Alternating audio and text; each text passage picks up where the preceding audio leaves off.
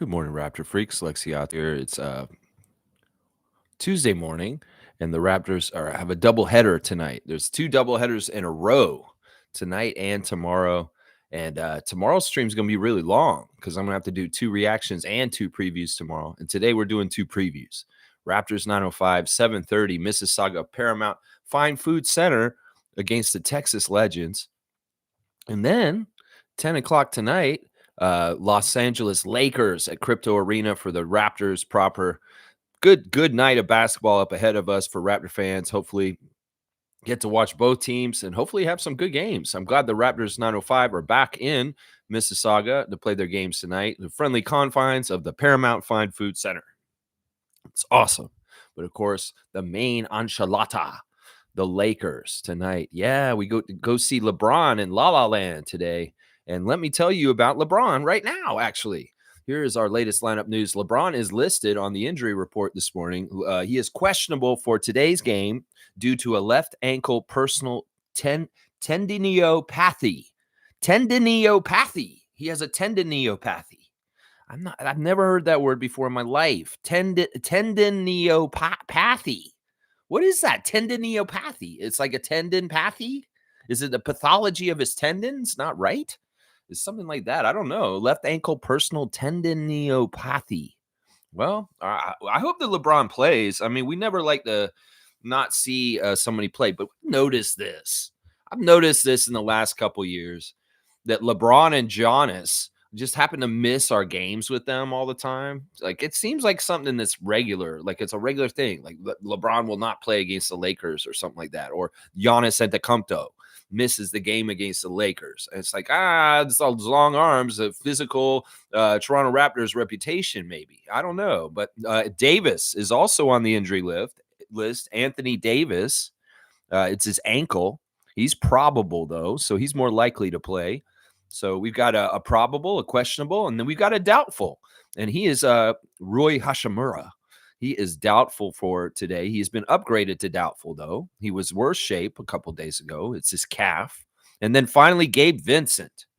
He is out. He had successful arthroscopic surgery to repair something on his left knee, and he'll be reevaluated in a few weeks. So, yeah, that's the injury list for the Lakers. There is a questionable status for LeBron James, probable status for Anthony Davis, and a doubtful status for Rui Hashimura. So who are the Lakers right now, guys? Well, Austin Reeves, baby. Yeah, Austin Reeves. Can you get behind that?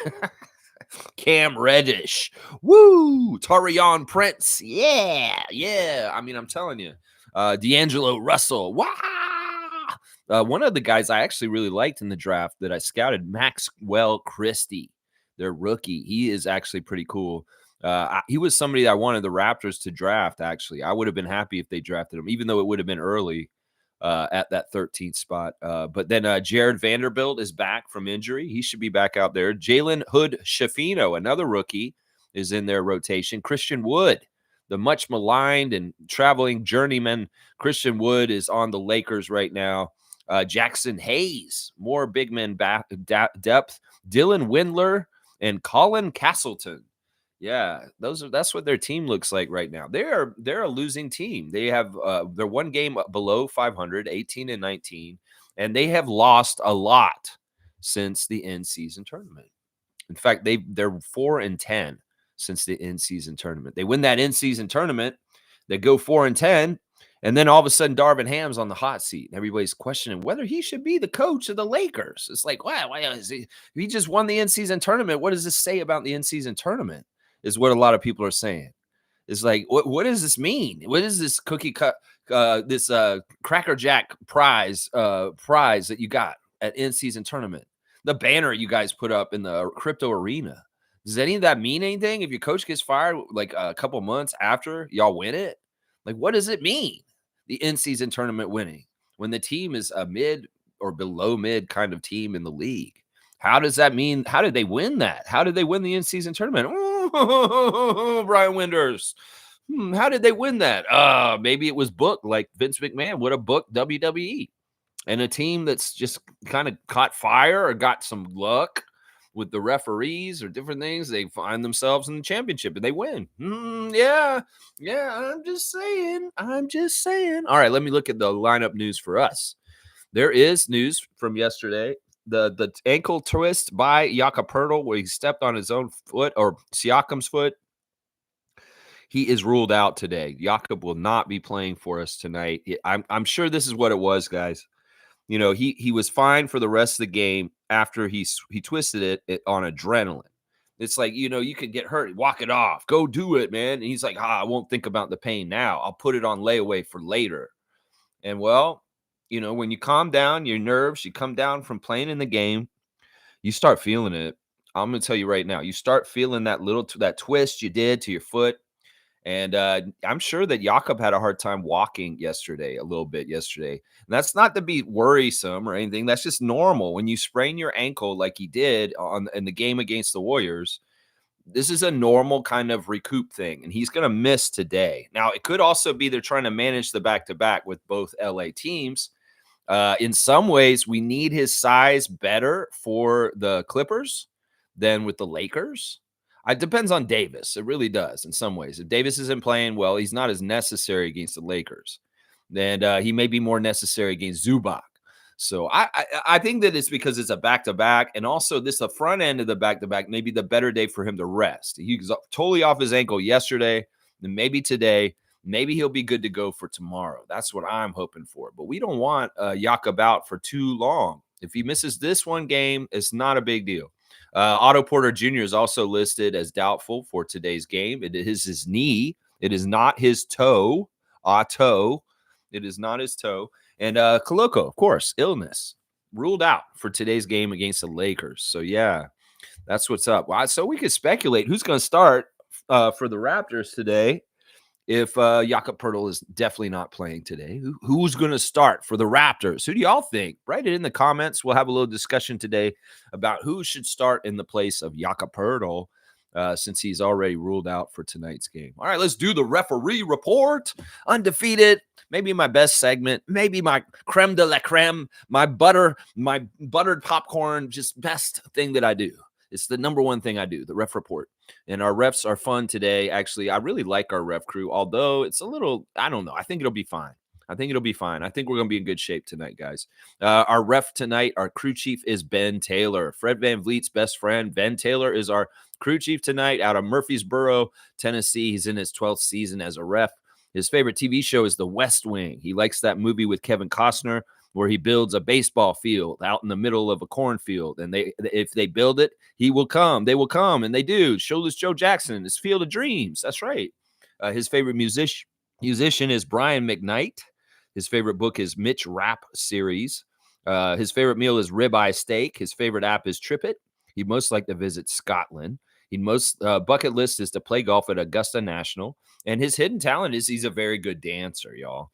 Ben Taylor is a very good dancer. He enjoys spending the offseason with his wife and son, playing golf, and helping teach young referees. So he's giving it back. We know Ben Taylor quite a bit, actually, because of the controversy with Fred VanVleet in the recent year. But, you know, Fred's not on our team anymore. In some ways, Ben Taylor really loves the Raptors. I'm going to tell you all that right now. I know a lot of Raptors Nation does not like Ben Taylor, and they troll him, and they write a whole bunch of shit because of the interaction with Fred and what happened. But I'm going to tell y'all, that is not his normal behavior for us. His normal behavior is to help us win, is just to let y'all know. Ben Taylor is not a referee that is actually a villain to the Raptors. It may seem like that because of the Fred VanVleet conflict, but this is not the way it is. I'm going to tell you right now, we win when Ben Taylor's around. He's one of the best refs, crew chiefs for us to have. And I'm just going to say that. We lost the last time he ref, though, this season, unfortunately. We win 63% of our games when Ben Taylor's around. 63% is a fantastic percentage. Now, when I tell you the Lakers only win 43% of their games, how do you feel about Ben Taylor now? In fact, I could see Ben Taylor being very anti-LeBron if LeBron plays tonight.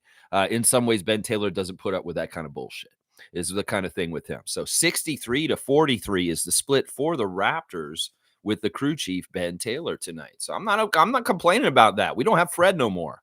If he has a personal grudge with VanVleet, well, that's been transferred over to Houston. It has nothing to do with us anymore. So Ben Taylor's not a bad ref for us. The second ref is Kevin Cutler. Kevin Cutler has been around a couple of our games this season already. His 15th season out of LA. He is from LA. Yikes. Yikes. Kevin Cutler is an LA native. His favorite TV show is Homicide: Life on the Street. His favorite musician is Luther Vandross. That's a great musical taste right there. Favorite book is Positive Intelligence. His favorite meal is chicken. We'll get this man some chicken. He'd most like to visit Africa. And his bucket list is to play 20 of the top 100 U.S. golf courses. Why don't you play all 100, Kevin Cutler? Why don't you aim a little higher? You just want to play at 20 golf courses for your bucket list and you're done? Man, there's 80 other ones. Go to all 100 of the top golf courses in America. Why do you have to even just make it America? There's good golf courses here in Canada too, man. Come on. Expand your horizons. Make a bigger goal. His hidden talent is playing the trumpet. So he can play the trumpet, and Ben Taylor will get down to it when he's playing it. Well, that would look like a lane dancing, if you ask me. Like it was some sort of weird ref party, and it was just Kevin Cutler and Ben Taylor the night before at the hotel. And Kevin says, "Hey, Ben, I'm going to get out my trumpet." And Ben says, "All right, and I'll get down, Kevin." And he plays it, and he's like, and Ben Taylor's in the corner of the room dancing like a Peanuts character. That'd be hilarious. I'm not making fun. I love these guys. They're really good. Cutler's saying enjoys playing golf, reading, and spending time with his family. That's what he loves doing. Yeah, Kevin Cutler is interesting because you know what? He's not a bad ref for us either. It's closer. It's closer. 54% win percentage for us with him and 52% for the Lakers. So he does technically favor us, even though he's a hometown guy from LA. He still technically favors us. And we did win the last game that he ref for us this season. So we did win one game with Kevin Cutler last time we saw him. All right, the third ref is a G League ref, guys, that they have called up. And he is not somebody that we've had very often. In fact, we've only had him ref us once. One time only in the NBA, and that's Tyler Ricks. Tyler Ricks has reffed the 905 a few times, but he hasn't reffed the Raptors all but once. And we are 0-1 with him. So we have a 0% win record with Tyler Ricks, 0-1. And the Lakers have had one game with him also, and it was a win. So they have a 100% win percentage with Tyler Ricks, the rookie G League ref. 0-1 for us and 1-0 for them. But he's the junior man on the team, so he shouldn't be doted on or worried about too much. So yeah, there's your ref report. It's favorable for us. I'm telling you, Ben Taylor's a good ref for us. He's not a bad ref, and Kevin Cutler, he'll call it right down the line too. So I'm not worried about this ref crew. I was going to be worried if we came in and we saw one of the bigger names. Somebody's more of a problem, but Ben Taylor's not a problem, guys. He isn't. I've watched Ben Taylor for a few years, even before the Fred thing, and he's always pretty good to us. He really is. He really does call it right down the line. The Raptors have a fair shot if Ben Taylor's a head ref. It's not like he's a hit job guy. I don't really feel like he is. I've really tried to pay attention to each ref and whether they really do very strong manipulative things near the end of the game to really guide a team towards winning. And I have not detected Ben Taylor as one of these refs, just so you know. So, yeah, not a bad ref crew. I'm going to say it's going to be a good crew for the Raptors tonight. I don't think that the Lakers, they're going to be kind of similar to the Warriors, I think. They're a similar team. They're in a similar place in the playoffs picture for the Western Conference. It's just like right around the play-in, kind of 9, 10, 11, right near where we are. And the thing about it is that even though these teams are mid or not good, they have a cockiness to them still, the Warriors and the Lakers. Their nation's just like really, as much as we overvalue our players, we don't really overvalue our team in some ways. Like people say, oh, you guys overvalue your team. You think that they're way better than you are. No, we don't actually. The teams that do that are teams like the Warriors and the Lakers that are overvaluing themselves in the state of where they're at. We are not. I think we're in good shape. I think we're very good. We could beat any team on any night, but that's because we got these new players and things are good. Before, when we weren't that good, a week or so ago, I didn't think we were that good, and I didn't overvalue us like the Lakers and the Warriors do when they're bad, which is amazing to me. So when you overvalue your team and you're not that good, well, you're due to come get a spanking from a team that you don't think you should lose to, and that's what's going to happen again tonight. In fact, this may very much be a rerun of what happened on Sunday in Golden State. That, the Lakers nation's going to be real confident. They're going to see our record. They're going to say, oh, the Lakers going to have to beat the Raptors for sure. Because the Raptors, look at their record, and they're just awful. I just know they're awful because I blindly believe that every day of my life, and I don't ever actually pay attention to them or see what they're doing. Well, go ahead and sleep on us. We ain't going to hit the alarm off for you to get woken up. No, we'll come into the arena. We'll show up. You'll see 2 new guys on our team that are from the Knicks. You'll remember, oh, that's RJ Barrett. Oh, that's Emmanuel Quickly. And you figure out when you're going to make the adjustment or the awareness of that, and we'll kick your ass while you're figuring that out. How about that? So, yeah, that's how I feel about it. I really do like our chances tonight. I do not feel like the Lakers have a better team than us. I feel like they have some good, really good Hall of Famers on their team, but overall that team sucks. It's not a very good team. There's a lot of young, unproven players. There's some players that are getting propped up and overblown, like Austin Reeves. And then you got, a lot of young green guys that don't know what the fuck they're doing. And when you add that in, once again, with some older guys that are kind of, near the end of their career that are not really totally working as hard as they used to. Yeah, it's a formula for disaster. Just like the Warriors. The Lakers and the Warriors are very similar at this point. So I feel good. I feel good about our chances tonight. And I think that if the Raptors play smart, even without Jakob out there, we can beat their ass. We can beat their ass. Are we going to start Scotty at center? Could we do that? I mean, we don't have any centers. What are we going to do? We're going to put Jonte out there for our starting lineup? What are we going to do for starting lineup? What are y'all's ideas for what the Raptors should do in the place of Jakob Poeltl being out to a twisted ankle? Who is going to start the 5th starter with our regular starters, Pascal, Scotty, Emmanuel, and RJ? Who will be the 5th starter tonight? You guys give me some ideas. Tell me which Raptors should step up and get the starting nod tonight. Who do you think it should be? Should it be a guard? Should it be one of the guards? That may be the highest likelihood of things. And then Scotty really is playing center. I don't want to see Siakam in that center spot. No, he doesn't stay. He doesn't go there. Scotty can go to the center spot. He can do that Magic Johnson for tonight. Magic going into Boston in the place of Kareem and playing the center. At that point, I mean, this is very Magic Johnson kind of thing to do in LA is, the center's out. Scott, you're the starting center tonight. You're the starting center, my man. All right, I'm ready to go against AD. I'm going to kick his ass. I love that. I want to show the people, showcase what you can do, your versatility, and show them that you could be this defensive center for the Raptors in the place of the big Austrian being out. I love that. That would show something. If they're paying attention, they see that. Like, wow, Scotty played center tonight because Jakob was out. Well, Koloko ain't coming. No, he ain't. Jonte Porter, you ready?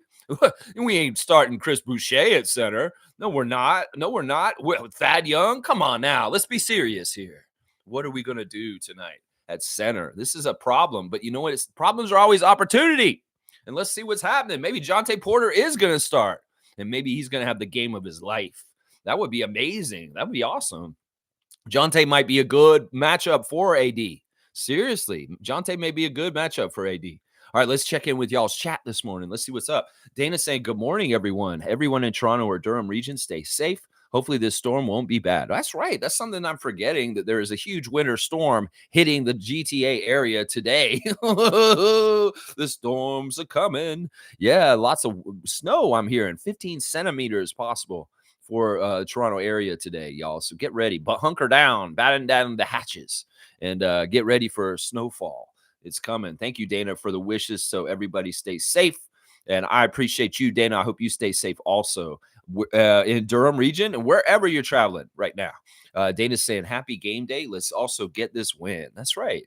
I said at the beginning of this year that we need to win 3 out of 5 games in 5-game parcels. This is the 5th game of 2024. And right now we're 3-1. 3-1 with our record in 2024. So we win tonight. That makes with 4-1. So that's one above the win pace that I wanted to go by every 5 games. So we get a little extra advantage going forward, just in case we don't get the exact 3 on one of the 5 coming up. As long as we win 3 out of 5, every 5 games, 10 times in a row for the rest of the season, we will be fine, y'all. I won't tell you that right now. We will be in the playoffs in some sort of form, either play-in or the regular playoffs, and we will have a winning record for the season, and we will have surpassed the winning total of Nick Nurse and the Raptors from last year of 41 wins. I figured it out mathematically. We needed 50. We need 42 wins. We had 12 at the beginning of the year. We need to get 30 more wins before the end of the season. Boom. That's the way we do it. That's the way we do it right there.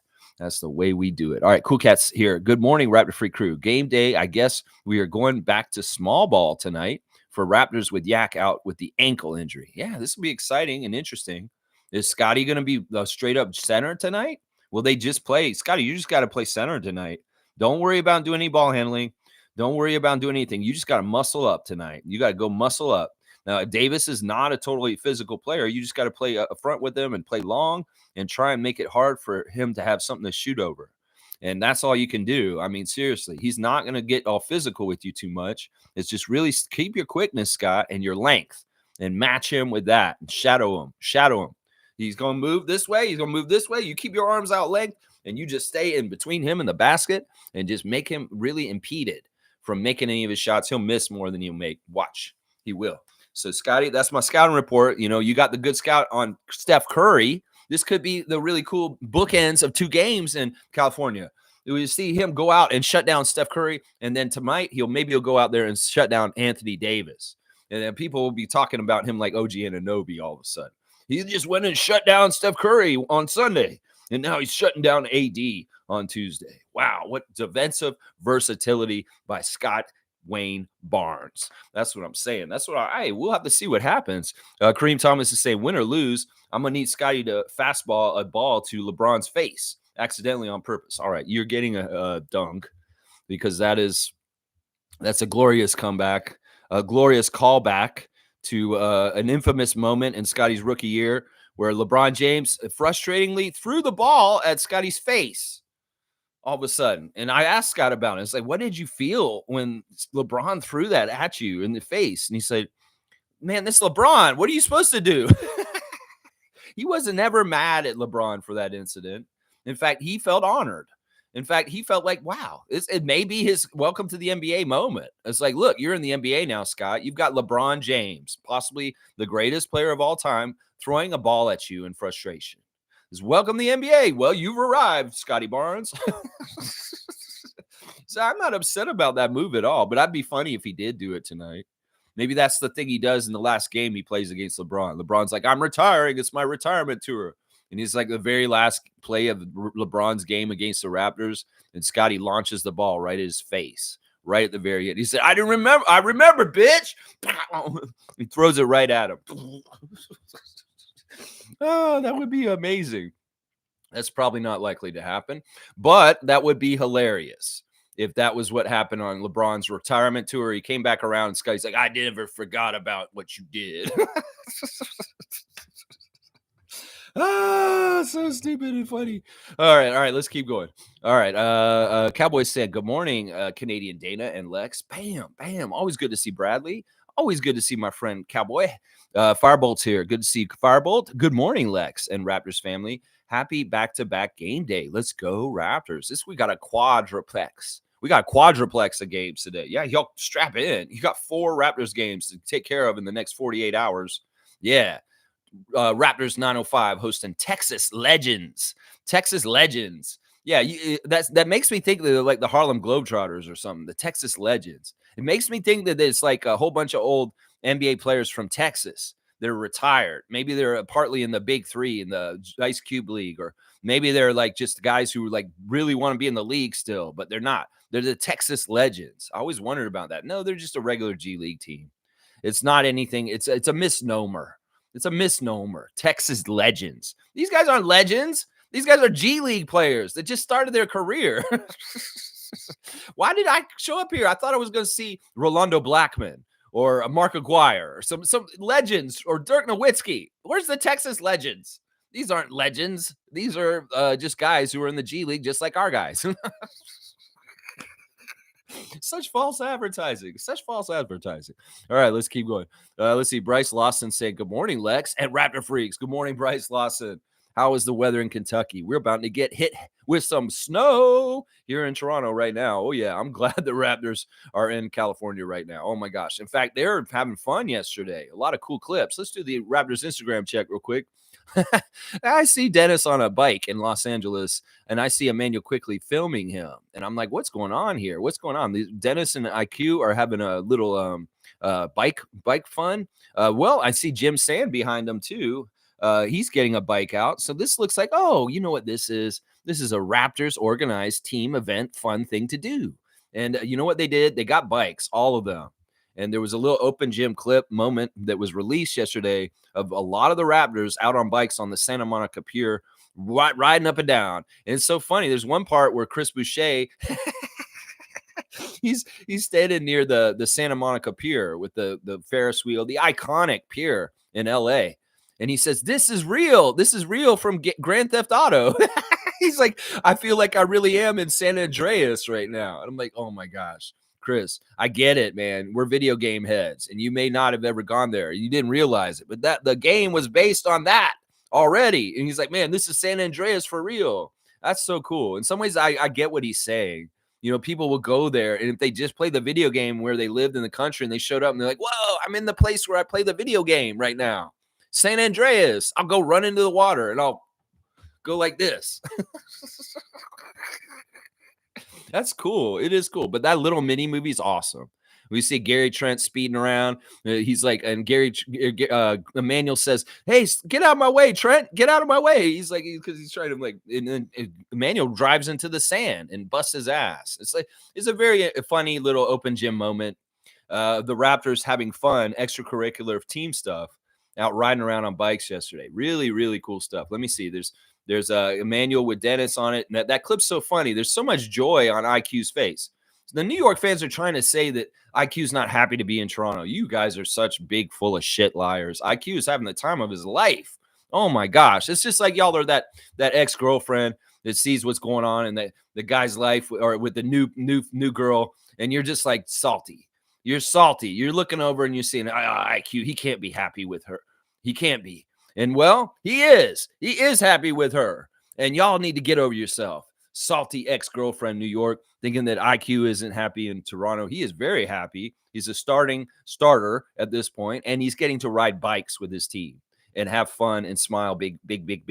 Yeah. Yeah. So hold yourself there. Hold yourself. And also the speculation about whether he would want to re-sign with us as a restricted free agent. Get over yourself. He's in a great position. He is very happy, and he will want to resign with us. Watch. Everybody's trying to say, "Oh, you got him, but you may not be able to resign." He's a restricted free agent, you dumbass. We have power over whether we resign him or not. So a lot of speculation about Quickly and whether he wanted to be here in Toronto is silly. And you could go watch him ride bikes yesterday, and you'll know that that is true.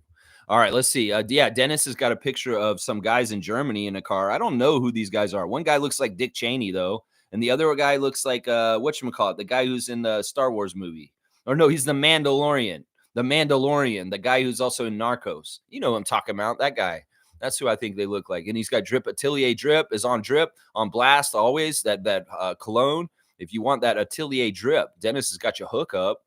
Yeah, and there's a picture of them hooking up the GoPros on the bikes, and they're about to go riding in Los Angeles. Of course, Dennis is very familiar with LA, playing there for the Lakers a few years himself. So that's fun. And then there's a picture of a nice watch that Dennis has. Pascal's got more pictures from his life. A very interesting picture of him in the white hoodie with the dollar sign on the front of it. I know the Siakam does send messages through his posts, and that money sign is telling me something right there. Let me just say that. That money sign is telling me something right there. Real easy to figure out what that means. Let's see. And then they've got Scotty on the Raptors official, and he's wearing like some look that he had. He said, think about how fire his all-star fits would be. You know, I was talking to Terrence Ross yesterday. Terrence Ross was on Twitch for about 2 hours playing Madden and NBA 2K. And we were chatting, and I said, Terrence, if Scotty Barnes did the dunk competition and he wanted to do a tribute dunk to you, would you show up and be there for him at the dunk competition? He didn't answer me, but I'm thinking about this. You know, Scott, if you don't get on the All-Star, I want you to have a backup plan. Like, seriously, you go do the dunk competition, because I'm going to tell you right now, that'll open the door to you being an All-Star, because in some ways you want to get overwhelming popularity. Well, do what Vince did. Vince shows the way for a Raptor to get overwhelming popularity in the NBA, no matter how they slight us with coverage. You go to the All-Star game or All-Star weekend and you win the dunk competition and you kill it, you're done. You're bona fide. You'll be just like Vince Carter, and you will get so much more publicity and attention. So in some ways, it's a very smart idea for your career. I broached the subject with Scott at the beginning of the season on Twitch, and he was he didn't say no. He said, I'll think about it, Raptors freak. So it's not outside of the realm of possibility. Scotty has some amazing dunks. We know this. He can do the Vince Carter between the leg. You know, if Scott could do a jukebox tribute to all the former Raptor dunk participants, people like D. Brown, who won, Vince Carter, you know, Terrence Ross, you know, if you could do a selection of dunks of the former Raptors guys in there. I know everybody redoes dunks and stuff, but that's fine, especially if it's you and you're big and you can show that you can do all of the ones that the former Raptors did. You could do a signature Terrence Ross, a signature DeMar DeRozan, a signature Serge Ibaka, a signature D. Brown, a signature Vince Carter. Then, you know, Tracy McGrady. You may get, you know, some, you know, I'm telling you, this is the way to open doors. They're going to go open that door of All-Star to you in some sort of way this year. You go ahead and kick it down by going in there and being a dunk competition. Yeah, that's what I'm saying. Seriously, I could see this being badass if Scott does it. And seriously, a lot of people aren't thinking about it, and they're like saying he won't do it. And it's like, well, he actually sounded like he might. He might. The one thing Scott said, though, is he doesn't think that he has any original dunks himself, that he'd have to just do other people's dunks. And that's why I had that idea that I just said. Now, I know everybody else is doing everybody's signature dunks from before, too. And it's not uncommon. Let's see. Mr. New York City saying a man who walks with God will always reach his destination. You know, Marquise is in a weird place because in some ways he really wants to be up on that upper squad. And he also sees Emmanuel quickly show up. And he's like, man, there's just more competition now here on the team for where I want to get. Well, you got to do it this way. Just like you said, Marquise, you will make your destination. If you do it the right way, you trust in God and get on his schedule, because his schedule will get you there the right time, Marquise. And you just trust in it and you won't mess it up. Marquise is pleading with everyone and asking everyone to go vote for him in the G League All-Star next up game.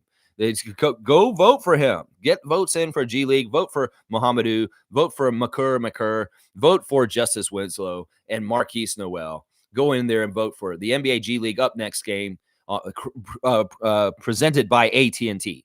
So yeah, Marquise Noel is wanting y'all's votes. So go in there and help him out. Help him out voting. Go vote. Slim Duck has got some cool pictures of himself up. And there he is. This is the part where he says he's at Grand Theft Auto. It's pretty crazy.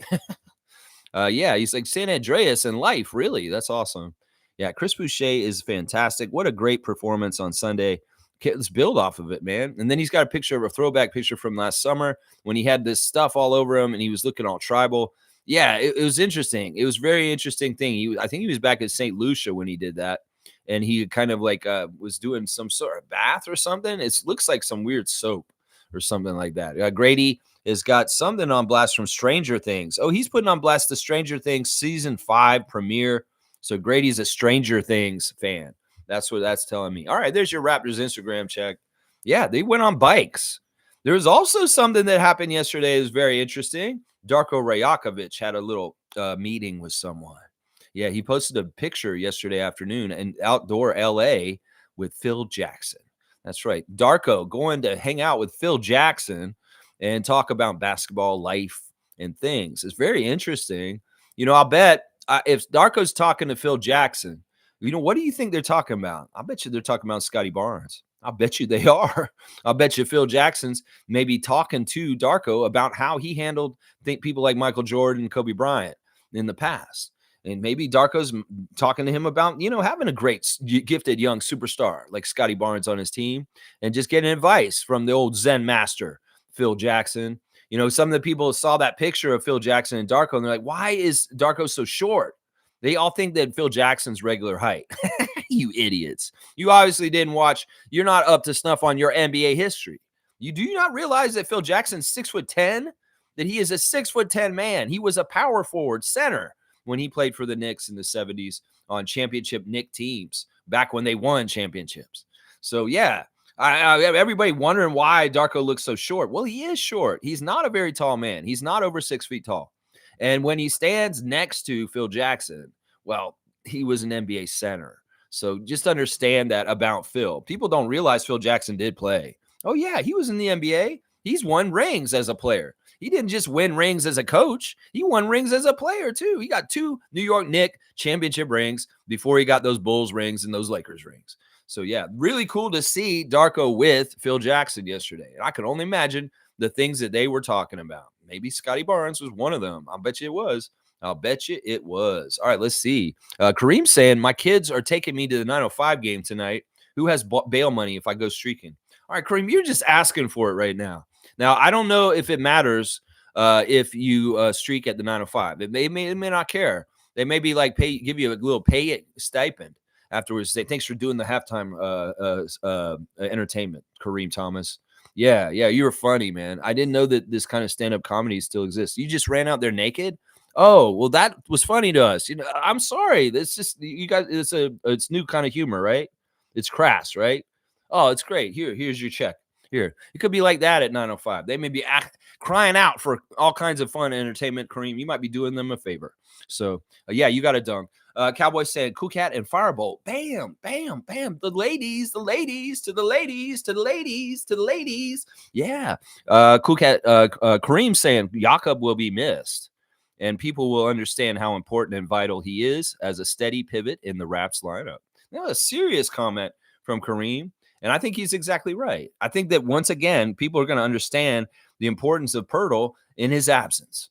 You're going to see certain things that we saw maybe 2 years ago when we were trying to run a team with a center, and just Kem Birch was our only center. Yeah, y'all are going to see some of those problems again tonight, possibly. Possibly. I won't say for sure, because I have faith in Scotty that if he really does go into that mode and he wants to do that for one night tonight, he can do it effectively. And fill that void that Jakob Pirtle leaves when he's not in the lineup. So, I mean, I don't know. I think that the 2 top candidates to help with this area are Scotty and Jonte. That Jonte, he may have to start tonight. It may be very, very much starting tonight, Jonte Porter. And I have no problem with that. I think that he'll be fantastic if he starts. And then it may mean that Thad and Scotty are doing backup center stuff after him. But yeah, there's nobody signed. They didn't sign anybody new. There's been no deal. There's nothing going on. So we know that our depth at center is impossibly bad right now. It really is. No Precious. He got traded. Koloko, no, he hasn't been here all year. Now Jakob's out right now. Well, do we have a center? No, we don't. Bobby Webster. This is why Cool Cat and I have been politicking for at least 2 years that we need 3 centers in our organization. We need 3. We need 3. Not just 2. I mean, hell, we had 1 for the longest time. We didn't even have 1 for a while. We had half a center. And then we had 1 all of a sudden. We got 2 now. Well, we need 3. It's good to have depth at different positions. And this is a position we don't have depth at, obviously, because we're going to make some tough decisions today. Yeah, tough decisions. G said Yak twisted his ankle and finished the game. True Austrian hammer. True Austrian hammer. Yes, hammer it on them, Jakob. Yes. I love when he goes through the lane like that. I told him in the comments, I said, it's a thing of beauty, Jakob, when you're in motion. Such a big man moving so quickly to the basket and hammering it down on them. It's like when they get the right pass to him and he just goes right with beats and boom, throws it down on their heads. Yeah, I like calling that move the Matterhorn. Flugelhorn. Flugelhorn. All right, let's see. Bryce is saying, well, either move Pascal to the 5 and start Gary, or keep that bench scoring and start Porter. All right, Bryce's recipe for filling in the gaps of Yak being missing is we'll move Siakam to the 5 and we'll start Gary Trent Jr. in the starting lineup with those guys. Keep Dennis on the bench, being the backup point guard, because that's been super effective. And Dennis has no problem with it. He's getting his time and his points and doing what he does from the bench and being the bench leader and keeping that steady. Yeah, I don't mind this idea. I mean, Siakam playing 5 is one of the alternatives also. We know that he has had to do this in his career. Tampa season, he played a lot of center. He played a lot of center in the Tampa season. So, yeah. And Porter, I love the idea of starting Porter. In some ways, that's the one I want to do. If I was Darko, I would start Jonte Porter and then just try and fill in the backup center minutes as best you can between the bigs on our team. It could be that you could establish the paint with Jonte right away, and then you don't have to worry about it as much because the Lakers aren't really doing a whole lot there. And then all of a sudden you can play lineups with like Chris Boucher, Jalen McDaniels, and Pascal, like as the three bigs out there, and you'll be fine. Because in some ways we just need some strength at the beginning to kind of muscle around the paint to establish paint presence. That's the most important thing about the center quite often. And it goes right over regular basketball fans' heads. The casuals, the late Johnny newcomers, the people that just don't know what they're talking about, is that part of why you need Jakob out there is to establish paint physicality and presence right off the beginning of the game. So in some ways, you want your biggest, strongest guy to do this right away. If it's Scott, if it's Jonte, if it's Pascal, we'll see. We'll have to see. So, all right, great suggestions, Bryce. And we'll have to see if you're right, if it's going to be a Siakam at center with Gary Trent in the starting lineup, or Jonte Porter will be starting. Cowboys saying Lakers are going down. I was thinking when Masai said culture change, it's not just Darko, it's also a trade. He was also thinking, and he got it. Can't you and the freaks feel the energy coming from this team? I can. I feel the goodness. I feel the positivity. I feel the promise. I feel the hope. Yeah. There's a lot there. And once again, I'll say this. When you have a leader on your team named RJ Barrett who plays for his country, it all comes around in a different kind of energy, in a different kind of way, a different kind of steamroll. That, this guy's doing it for different reasons. Kyle Lowry had a reason for why he did things, and it was great, and it was effective, and it mattered. Kawhi had a reason for why he did things. DeMar, Chris Bosh, Vince Carter. Well, RJ has a different reason than all these guys. And in some ways, that reason should not be underestimated, y'all. Seriously. And he knows that kind of feeling from playing for Team Canada. In some ways, the feelings that he has for playing for Team Canada are just transferred to playing for the Raptors. You don't get that when he plays for New York. He just doesn't. He gets it for us. And that's the thing that's so dangerous about the possibility of him being around on our team, is that he's doing things differently. In some ways, he has a lot to prove about all the maligning from the New York press and the fans, and he wants to prove them wrong. And he started on Sunday. He very much did. And he's going to continue to do that. I really do believe that. Yes, I do. Yes, I do. Monique is saying, good morning, Raptor Freak family, and happy game day. Dennis wants to win badly. Hit that first, attack first, hit threes, and I feel great. There you go. Mo Lawrence is feeling good. She's feeling great. It's just Mo, myself, and Masai. It's just Mo, myself, and Masai. Yeah, y'all can sing that song too. That's not just me. If you're a great Raptor freak and you love the Raptors like Monique and like Masai, then you could be Mo, myself, and Masai too. You just sing it to yourself. It's just Mo, myself, and Masai. It's just Mo, myself, and Masai. Yeah, De La Soul. Yeah, I love that. Yeah. Kareem saying all the adrenaline and compression of Yak's foot in the shoe allowed him to continue playing. As soon as that shoe came off, I'm sure his ankle swelled up a lot. There you go. Kareem's got it exactly right. That man, it was playing ZZ Top. It's got me under pressure. Yeah, you take it off and the foot just oh. Yeah, I hope he's all right. I'm sure he's going to be okay. I'm sure this isn't the first time this has happened. I'm sure this isn't the worst time this has happened. And I'm sure he's going to be fine. Let's see. Cowboys saying Yak is out. That sucks. And true, Kareem, bam. Yeah. We know Pirtle's not playing tonight. We know for sure. It could be that they're saving him for the back-to-back the second day. He may be out for both games. I don't know. We'll have to see.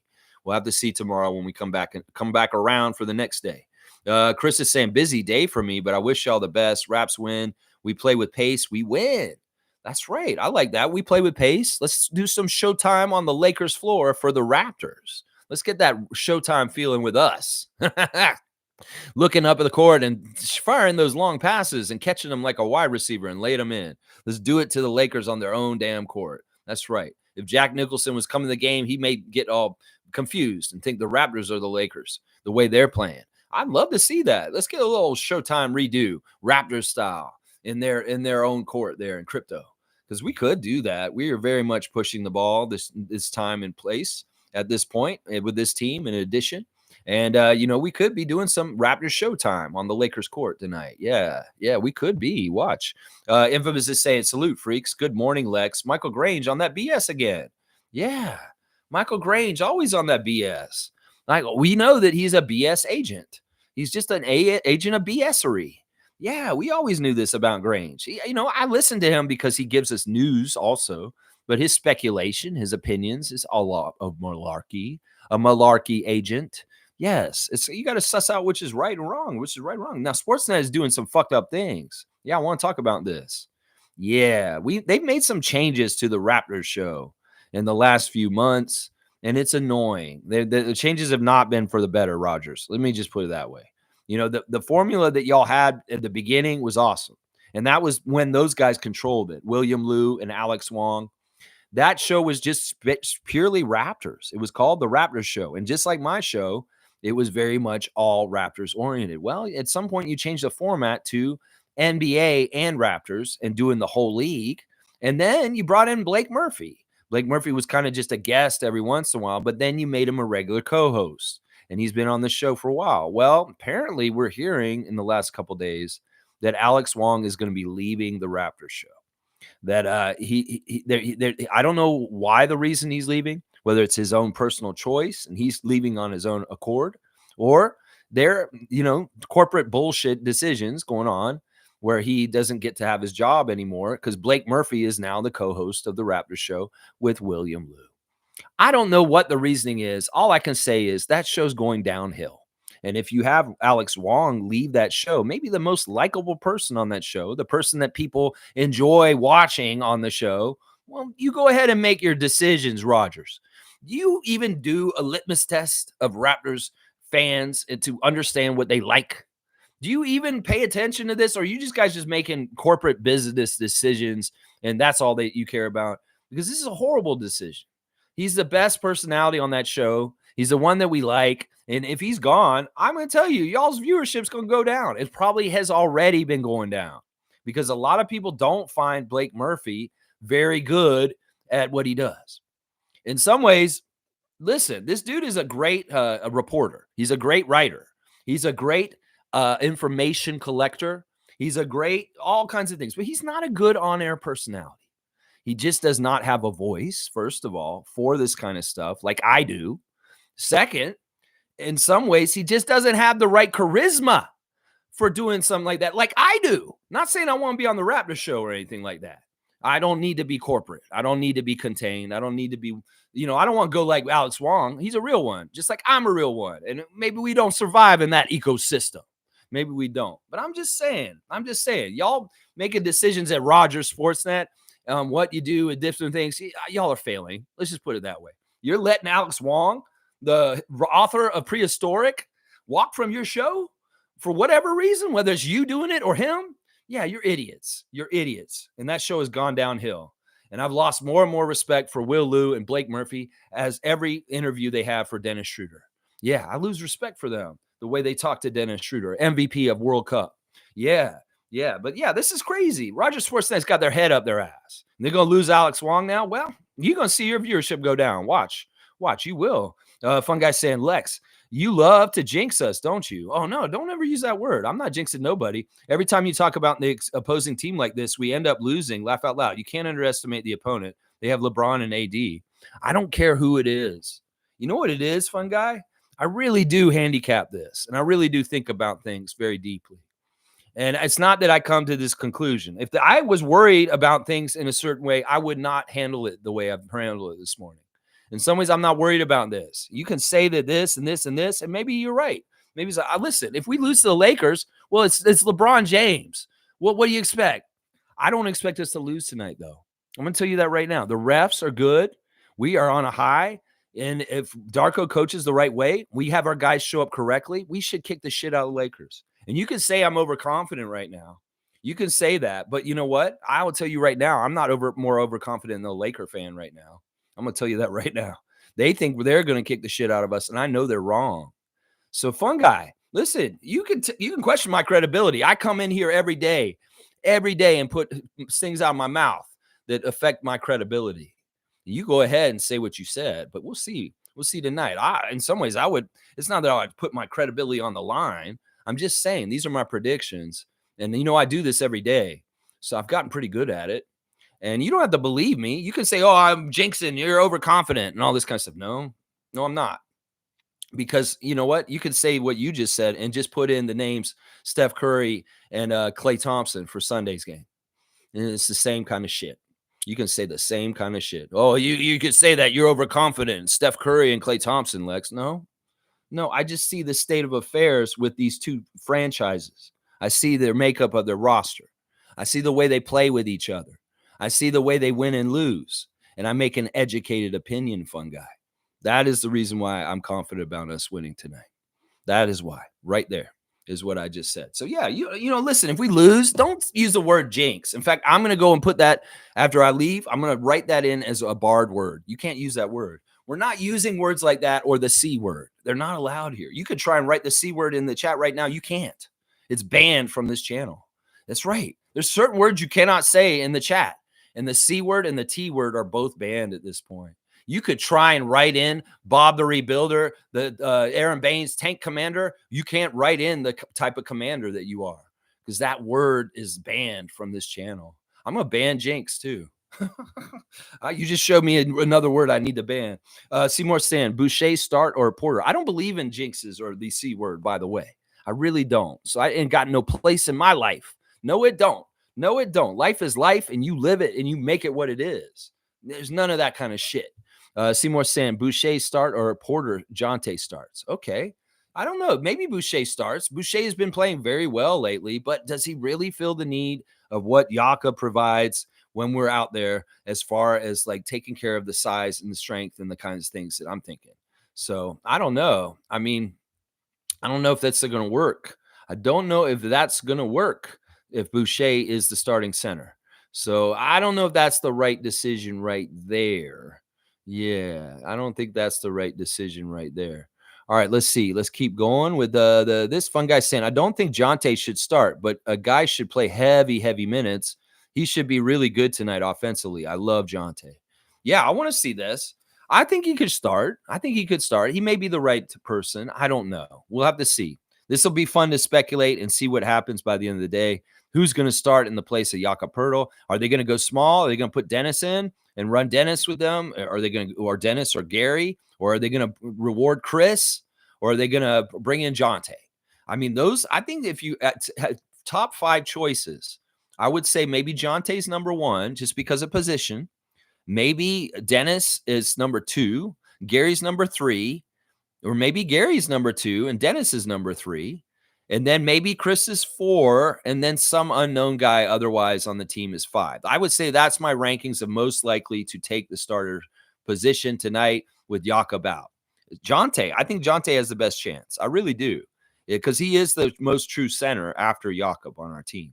So let's see. Sue saying, good morning, Raptor Freak family. I hope we start tonight like we did on Sunday. I think Scotty will start as center. See, she thinks Scott's going to be the center. I could see that. That would be a shift up. And basically, we could do this, and it wouldn't look too bad. You basically start Gary or Dennis with Emmanuel, and that's your backcourt. RJ shifts up to small forward. Pascal's a power forward, and Scotty's the center. That could be the look that he does. I could see that. You know, it's up. In some ways, it's like, what do you feel like doing, Scott? You want to be the center tonight? You want to play the Lakers and beat them as a center, just like Magic would? Maybe. Y'all give a follow and subscribe to Play It Again, Sue. Sue has a fantastic music reaction channel here on YouTube. She's always putting out content every single day. So y'all need to give a follow. Be a good Raptor Freak and support another great Raptor Freak, Sue, on her Play It Again, Sue channel. It's a fantastic channel. You'll enjoy it a lot. I'm telling you right now. Seymour saying, yeah, Jonte. Yeah, Jonte. You want another opportunity, Jonte Porter? You're going to keep rising up. Maybe you're starting tonight. We'll have to see. Infamous is saying, I was overconfident on us winning until I heard Yaka's out. It's going to be a battle. They should put Porter to start and have Thad Young off the bench. That's been the pattern. That sounds about right. I think Infamous is right. I'd be confident with this. I mean, that's the most center-ish thing to do. I think if you do anything else, you're going to be kind of cheating with size, and it's not going to be exactly right. I think that Thad has been used as the backup center in the last month or so since Precious left. So this may be very likely what happens. I think this could be. You know, I'm not overconfident. Let's just put it this way. I just feel like we got a good chance to win. That's all. If we lose, so be it. I feel like we're going to win. And it really is the competition. In some ways, RJ and Emmanuel and Scotty and them are going to get up bigger for the Lakers. Seriously. Especially, LeBron, I don't know how many more years he has in this league.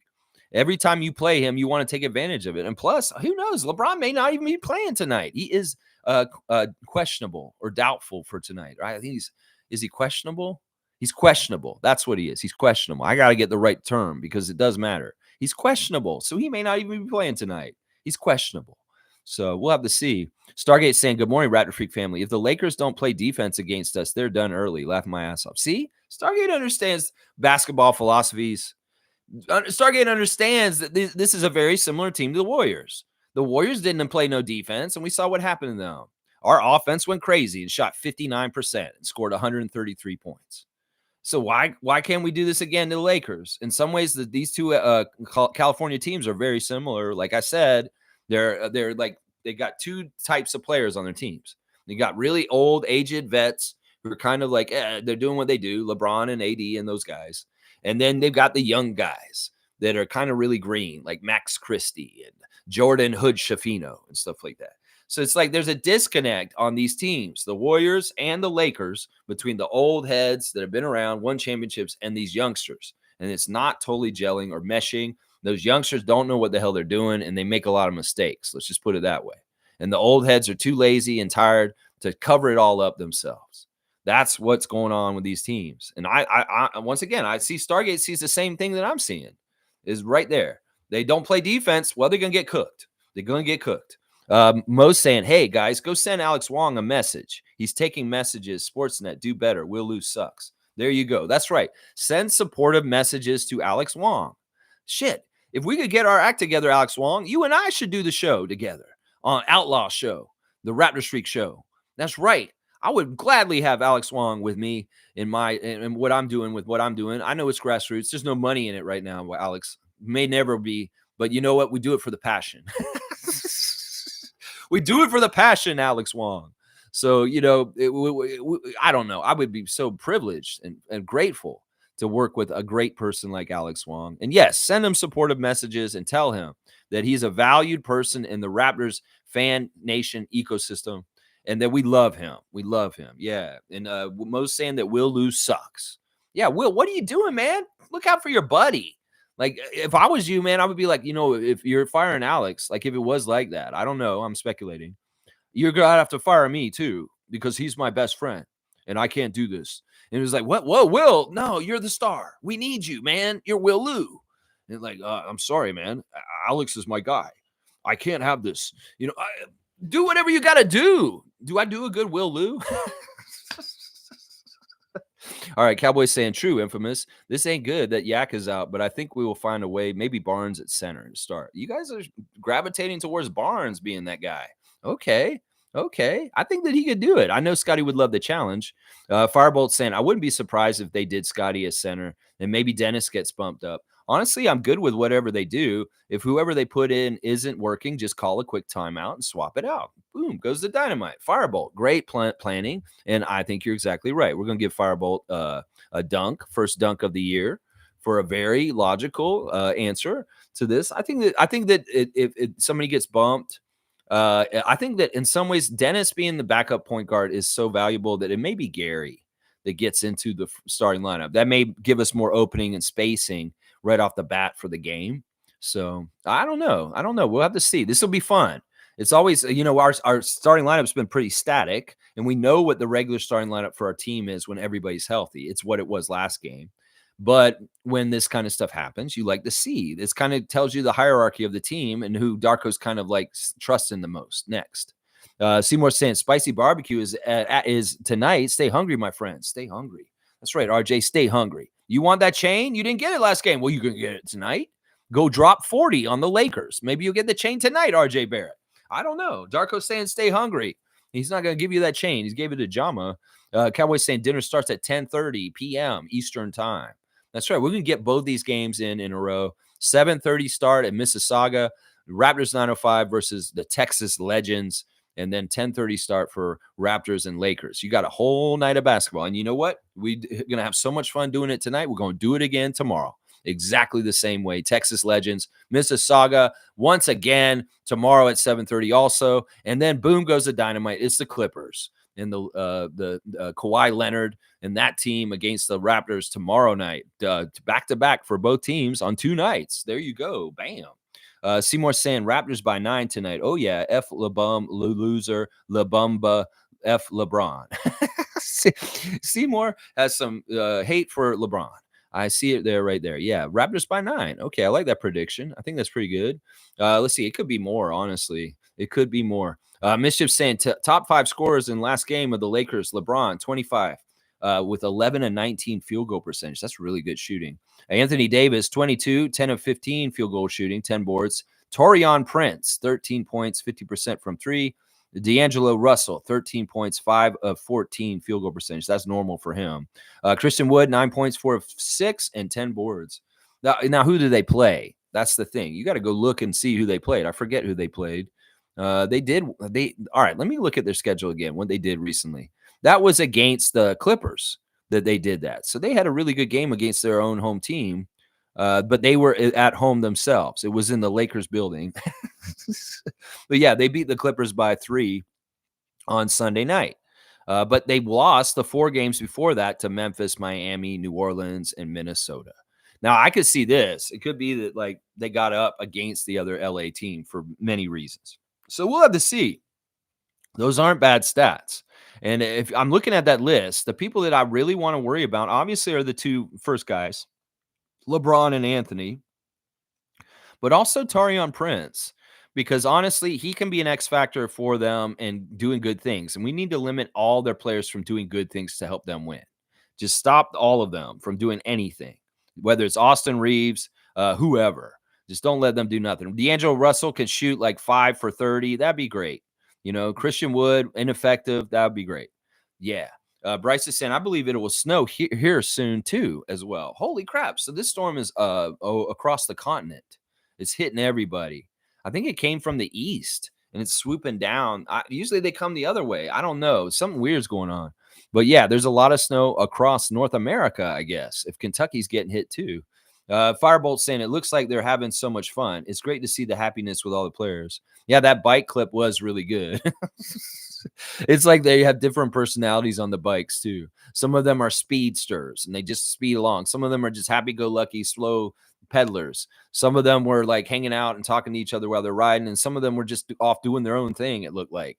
But yeah, they're just out on the bikes, riding up and down the beach in Los Angeles. Hilarious stuff. Seymour saying, wait, does Kentucky get snow? Oh, yeah. Yeah, they get snow in Georgia. They do. They get snow in Atlanta. Yeah, they may be getting snow today in Atlanta also. I'll have to find out. I'll call my family.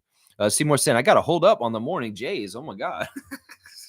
Seymour, no, you do what you want to do, man. It is very early where you are, though. I mean, it is much earlier than it is here, and I wouldn't do that. But you're going to get a dunk just for it. Your morning Jays. That's hilarious. All right, let's see. Cowboys laughing about it, too. Seymour saying, I'm parking my forklift. I'm fried right now. Wait, are you working right now with a forklift and you've been smoking dope? You smoking the cannabis and you're driving a forklift in the warehouse right now? Oh, my gosh, Seymour. You're a wild one, man. Don't get in trouble.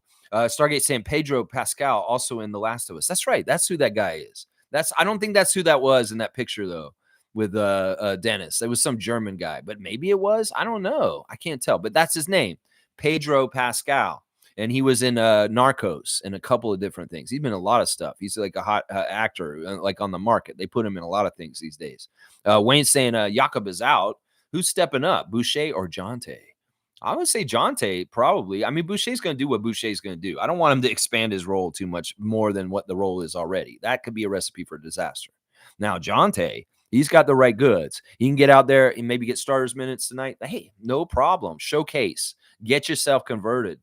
Make a case for let's not move anybody else to make any trades. Because I've thought about this. We have this open roster spot, and I hate to say this, but I could winders this, that the open roster spot is because the other shoe has to fall. And that means a trade where we send one guy and we get 2 guys in return. And then, boom, we don't have to waive anybody because that means that open roster spot is just filled with this new. That could be why they have not filled this open roster spot. I've not wanted to say it, but I'm going to say it right now, that it could be that's why. is because there is maybe still a Siakam trade coming, and there will be 2 good players coming for him, and that's why we don't want to put Jonte full from a 2-way. That could be the strategy by the front office. It could be. I don't know. I don't know for sure.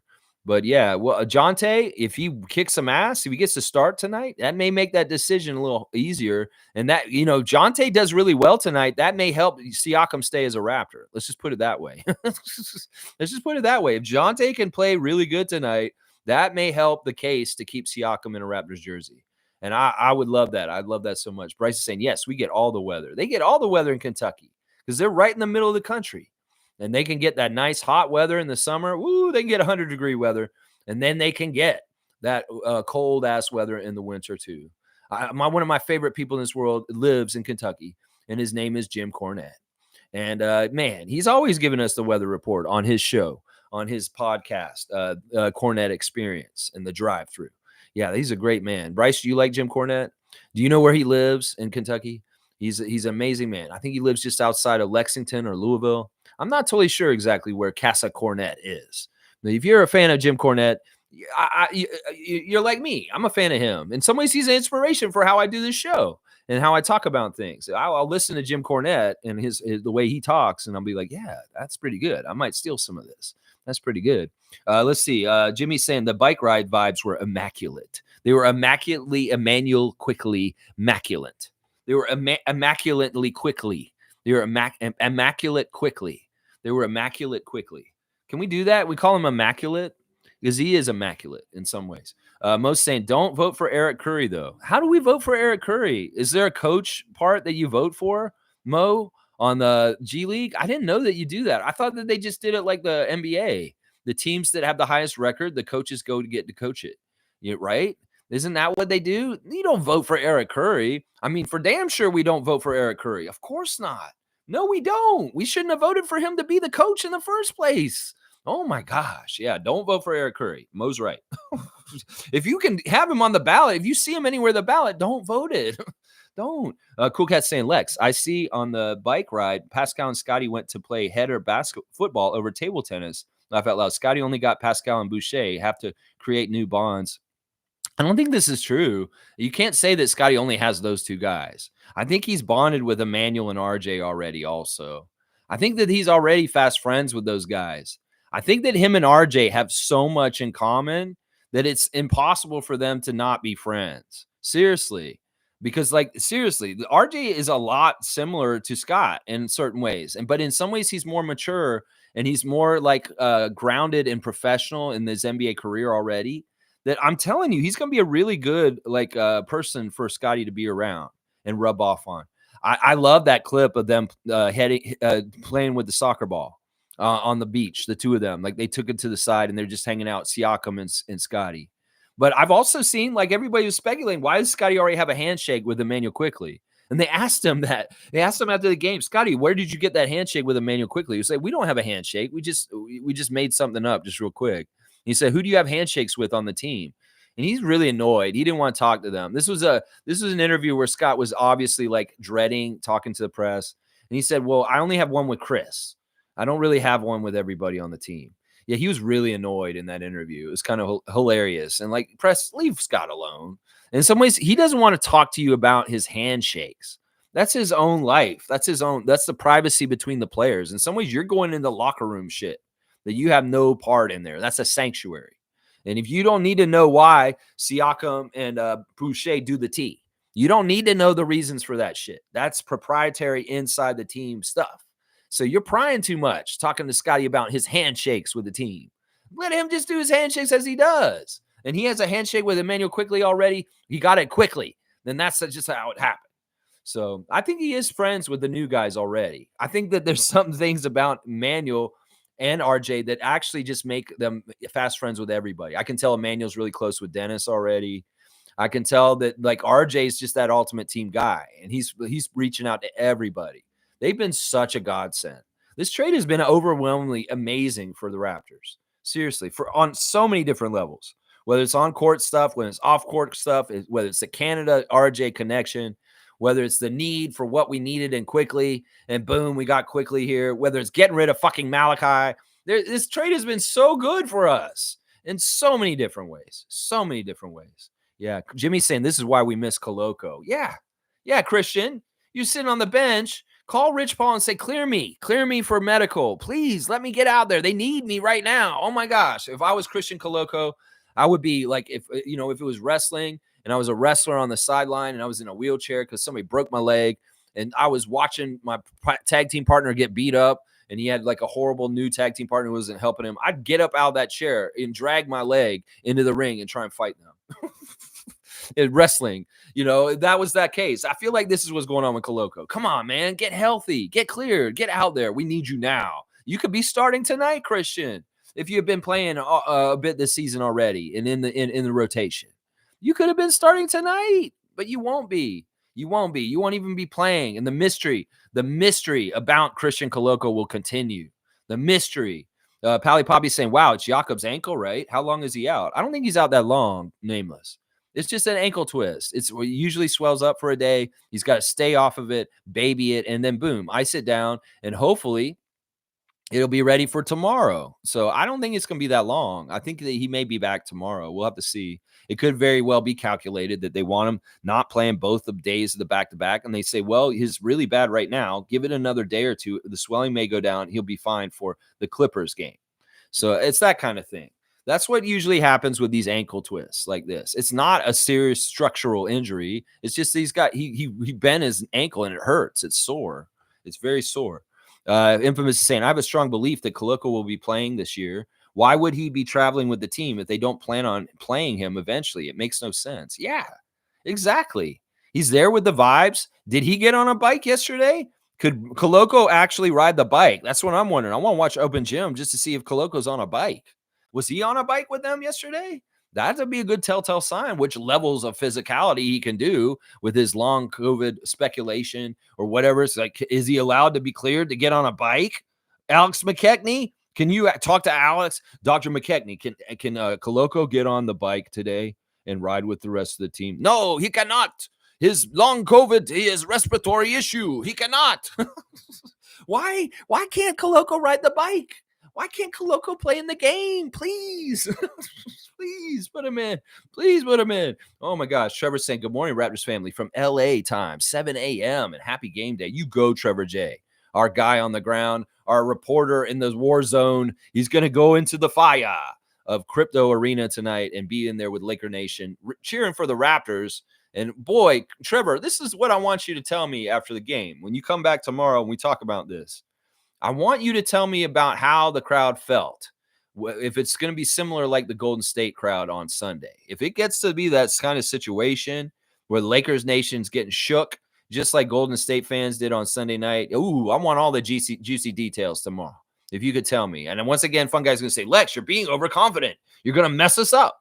I'm like, I'm serious, bro. Just let this happen the way it's supposed to. Fun Guy, don't worry. It's going to happen the way it is. Either we're going to beat them badly or we're going to lose a close game, and we'll look good even if we lose a close game. Watch. I ain't worried about nothing tonight. We're going to look good tonight. Watch. We're going to look good. Seymour saying Lakers have three centers, Anthony Davis, Jackson Hayes, and Christian Wood, and we got to get more bigs on this team. I'm staying positive from the last game. Bring the same energy, and we'll be fine. Raps by 9. Once again, Raps by 9. Raps by 9. Yeah, if we can mimic last game a little bit. I mean, they're a little bigger than the Warriors, but not much bigger. They really aren't. So, not having Jakob does kind of take one of our best advantages away in some ways, but hopefully we can make up for it. Pally Poppy's saying, oh my God, left ankle sprain for Pirtle. Yeah, this is what it is. It's a sprain. At least it's not a break. It's not anything kind of crazy, a tear. It's a sprain, and that can be managed with ice and staying off of it. And boom, you could be ready in a couple days. It's not something that's going to keep him out for long. Let's just put it that way. Cowboys saying Trevor in the house, literally in that house, the crypto house. And Mugabe saying, good morning, Raptors freaks. Let's get this W. That's right, Mugabe led it. I'm looking forward to seeing at least 5 IQ skippings after them threes. There you go. He's calling up for an order of 3 IQ skips or 5 IQ skips from 5 3-pointers made. I love that order by Mugabe Lennon, and I'm going to give him a dunk for it. I do love that so much. I want to see that skip all game long, just like he's saying. We want to see that skip all day long. Mugabe getting his first dunk of the year. Nice. Nice. I love it. Infamous is saying, are we forgetting we usually use Thad Young at center in these situations? I know. I want to forget that because I don't like that strategy. I've said many times on this channel, Thad Young does not need to be our backup center or anywhere near it. In some ways, I don't like this. I do not like this. It's good for know-how and certain things. And yeah, just a stop plug. But in some ways, I do not like this. In some ways, it is going to be probably what is utilized tonight. I know it. I know you're probably right. David's saying, sounds like it. That would be my play. Okay, which one? The stuff with Thad at center in these situations? Maybe Thad will be the backup. I'd like to see Jonte start, though. I'd like to see Jonte start. Cool Cat saying, Raptors will Lou as a duo, no more. Alex is leaving. I figure once Blake Murphy was permanent, the duo would be gone. Alex was my fave on the show. He was lighthearted and reined in Will. Yeah, it's a horrible decision. Horrible decision, Cool Cat. Raptors show going downhill quicker and quicker and quicker. Yeah. Pally Poppy saying worst timing for a Pirtle injury. I don't know. There's never a good timing for injury. I don't know if this is a good bad timing or good timing. I don't know. It doesn't matter. It doesn't matter. It's going to happen. We deal with what we deal. Next man up. And, we ain't worried about this. We just do what we do. We're going to win. And we're going to try and win. So is it Pale Poppy? It was Pally Poppy, but did you change it? And now it's Pale Poppy? I don't know. I can't. It's small print. Firebolt saying, I don't enjoy Blake Murphy at all. He's way too negative. He just hates life. Like you can tell, like certain people, you can like look at them, man, that person really just hates life. What a sourpuss. What a lemon person. You're like lemony, very like soury. In some ways, do you guys think that I love life? I enjoy life. You can tell it comes through me. And, some people are just so fucking miserable. They can't fool you. They can't fool you. They can go on the air and they can talk to you and they're like try and talk to you and they'll be positive and all this stuff, but you can't tell that they hate their life. They hate themselves. They're not happy people. You can tell that energy is put out and it can show you real quick. And Blake Murphy has that energy. He has that energy that he hates himself and he hates life. And I hate that for him. In some ways, he needs help. I know that he's gone through different health issues at different times in his life and different things that he has to deal with privately. That is his own personal stuff. And in some ways, that's why it's hard to be a person in the public eye, is because your private stuff people can see right through you. They may not know the specifics of your angst and your sadness, but they can see your angst and your sadness. And you can't hide it. It's just what the truth is right there. Yeah.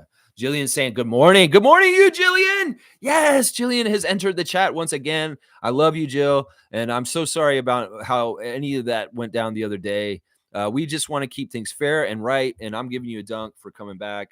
And seriously, I want to make sure everybody feels valued and has a positive experience here. And I don't want anybody like feeling like we're singling them out or making them feel bad. I feel bad that happened. And I want to make sure everybody feels good. David's saying they're all morons, essentially. You're talking about on Raptor show.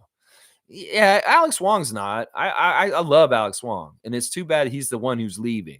It's too bad. Yeah. And David's saying hi to Jillian. And Trevor's saying not too many teams in the NBA can say that they have FIBA medal winners, but Raptors do gold and bronze medal players. That's right. That's right. And the MVP to boot. The MVP to boot. Yeah, there were a couple teams that had a few FIBA players. Like some teams had a lot of guys that played at FIBA, but did they get as much excellence as the Raptors FIBA participants? I don't think so. If they were American guys, they didn't. No, they did not. And there's a lot of other countries that were represented by different people that didn't do a whole lot. And I say that there were 3 teams that won stuff.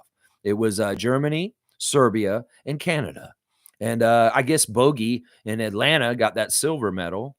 But who else is in the league? Dennis, Daniel Tice, the Wagners, and then our Canadian guys, Villain Dillon, SGA, Lou Dort, those guys too, I guess. Yeah. Let's see. Cowboys saying Jillian in the house. Good morning. Good morning to Jillian from Bradley. And Trevor saying, good morning, Cowboy, from Trevor J. And Firebolt saying, I pretty much only watch the episodes of the Raptor show where they have Dennis on the show. Yeah, Monique and Trevor are so nice. They bring the interviews just with Dennis and post them in there. And that's the only part I watch. I don't want to listen to their opinions. I just want to hear what Dennis has to say about what's going on with the team. That's very informational. Dennis is on the team. He knows what's going on, and he's very outspoken, and he's open about things, maybe too much.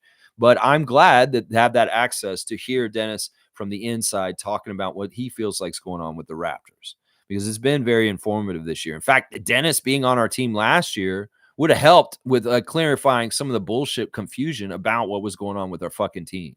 It could very well be if Dennis was on our roster, he would have illuminated what some of the problems were with Nick Nurse and the coaches and the different things going on, and by either by accident or on purpose. Either way, a straight shooter and straight talker like Dennis Schroeder, I'm gonna listen to his interviews. Oh yeah, I am. Oh yeah. And Jillian saying hi to David, and G's saying Jillian, and David saying hi. Raptor Freak Rookie of the Year. That's right. Jillian's still a Rookie of the Year. We will give it to her officially at the end of the season, just like Shere Khan last year. You will get that Rookie of the Year. You know what? We got to figure this out, Trevor J and David. You guys are my prize guys. Maybe we need to get a Rookie of the Year trophy sent to me so that I can award it at the end of the year. We didn't give Shere Khan one. Maybe we need to retroactively give Shere Khan a Rookie of the Year for last year and get a new one for Jillian. And I don't know. You guys get creative in how you want to deal with that if you want to. That's, of course, not mandatory. But you guys have showed a proclivity that you do like to get certain awards and things and send them to me to send them to other people. And maybe that because these people don't live near me, we may hold off, Trevor, and you get it, but mail it directly to them. I don't know. Maybe you can tell me what it is or something. I don't know. We'll talk about it. David, you also have the prize for the trivia this year. That whoever's going to win the Raptor Freak trivia, which is either Fiercey or Ahmet the GOAT right now, David's got the prize for y'all already. I have not seen it. I do not know what the trivia prize looks like or what it is. But at some point, David's going to give it to me, and I'll be able to show it on the channel, and then I'll get it to one of y'all for it. Ahmet said, I don't have to send it to Israel. Thank God. He has family here that if he wins, we can send it to them locally here in Toronto. So, yeah, we'll figure out these prizes. And I'd love to get a Rookie of the Year prize, guys, if you feel like it. David, you want to get Jillian a Rookie of the Year prize of some sort? That would be awesome. You guys just let me know what you're doing just so I can coordinate with y'all. Because y'all, these prizes y'all been sending me are fantastic. That one y'all gave me last summer, David, oh, my gosh. It's one of my most honored and treasured accomplishments that y'all went to all the trouble to give me a YouTube contributor award. And when we had the meet and greet last summer, it really touched me. And honestly, that thing's going to mean something to me for the rest of my life. It really, really is. Yeah. All right, let's see. Let's fucking go is what Cowboy's saying. Yeah, let's fucking go. Cowboy's saying, once Alex leaves, I'm not watching the show anymore. He always had to negotiate his contract every time. It took much longer this time to get finalized. Corporate has ruined the show. That's why I won't let them anywhere near what I'm doing. No, you won't. No, you will not mess with me. You will not. I will do my own on my own and have free speech and my own independent broadcasting. Because once corporate comes in, they ruin everything. They ruin marijuana. They ruin cannabis. That's just how it goes sometimes. It's messed up. It is messed up. I'm with Cool Cat too. I stopped watching them a little while ago, but I'm really not going to watch them now for sure. Kareem saying, social media pissing me off once again. How the fuck is Dennis not happy in the midst of playing his best and most efficient basketball of his career? When are these reporters going to fucking stop? Oh, that's the whole slant of Michael Grange's interview is stupid. He's writing that about the starting job, right? Yeah, he's just using a yellow journalist technique. Basically, I heard the interview what Dennis talked about this, and he's not upset. It's so dumb. It's basically when they asked him, and Grange asked him the question, he's just convoluting it, is basically what he did. Is after the game against the Warriors, they're in the press conference, and Grange says, how's it been coming off the bench for the Raptors so far? And Dennis says this. He says this. This is exactly what he said. It's not it's not that I want to make sure I say it correctly. He said, of course I would prefer to be starting, but I don't mind being off the bench or doing what I'm doing for them right now because it's adding up to winning as long as we're winning, and I just want to help us win. And I don't care if I start or not. That's the whole statement he said. Well, he's taking the first part of it. He says, of course I would prefer to start. That's the only part he's using in his story. He's not using the full context of Dennis's statement from that interview. That's why he's so full of shit. It's because he's telling half the story. He's using a half quote in which Dennis said, of course I would prefer to be starting. But then he said, but I want the team to win. And I'm willing to do whatever it takes to help this team win in whatever role. And this is consistent with what he said in LA, what he said in Boston, what he said in Oklahoma City. It's the same shit.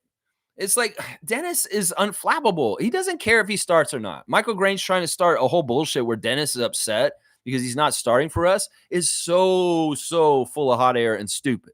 Because honestly, Dennis is that guy. He just wants to help contribute to them winning, and he doesn't give a shit if he starts or not. Why would he care? He's getting the same amount of minutes. In some ways, he's getting the same amount of points. It just is the whole label of starting or not starting. He's bench or what? You know what? It doesn't matter. He's smart enough to know that. It's Grange playing the stupid heads and fan nations that care about starting status. That's he's drawing it from that. In some ways, it's the most ridiculous thing.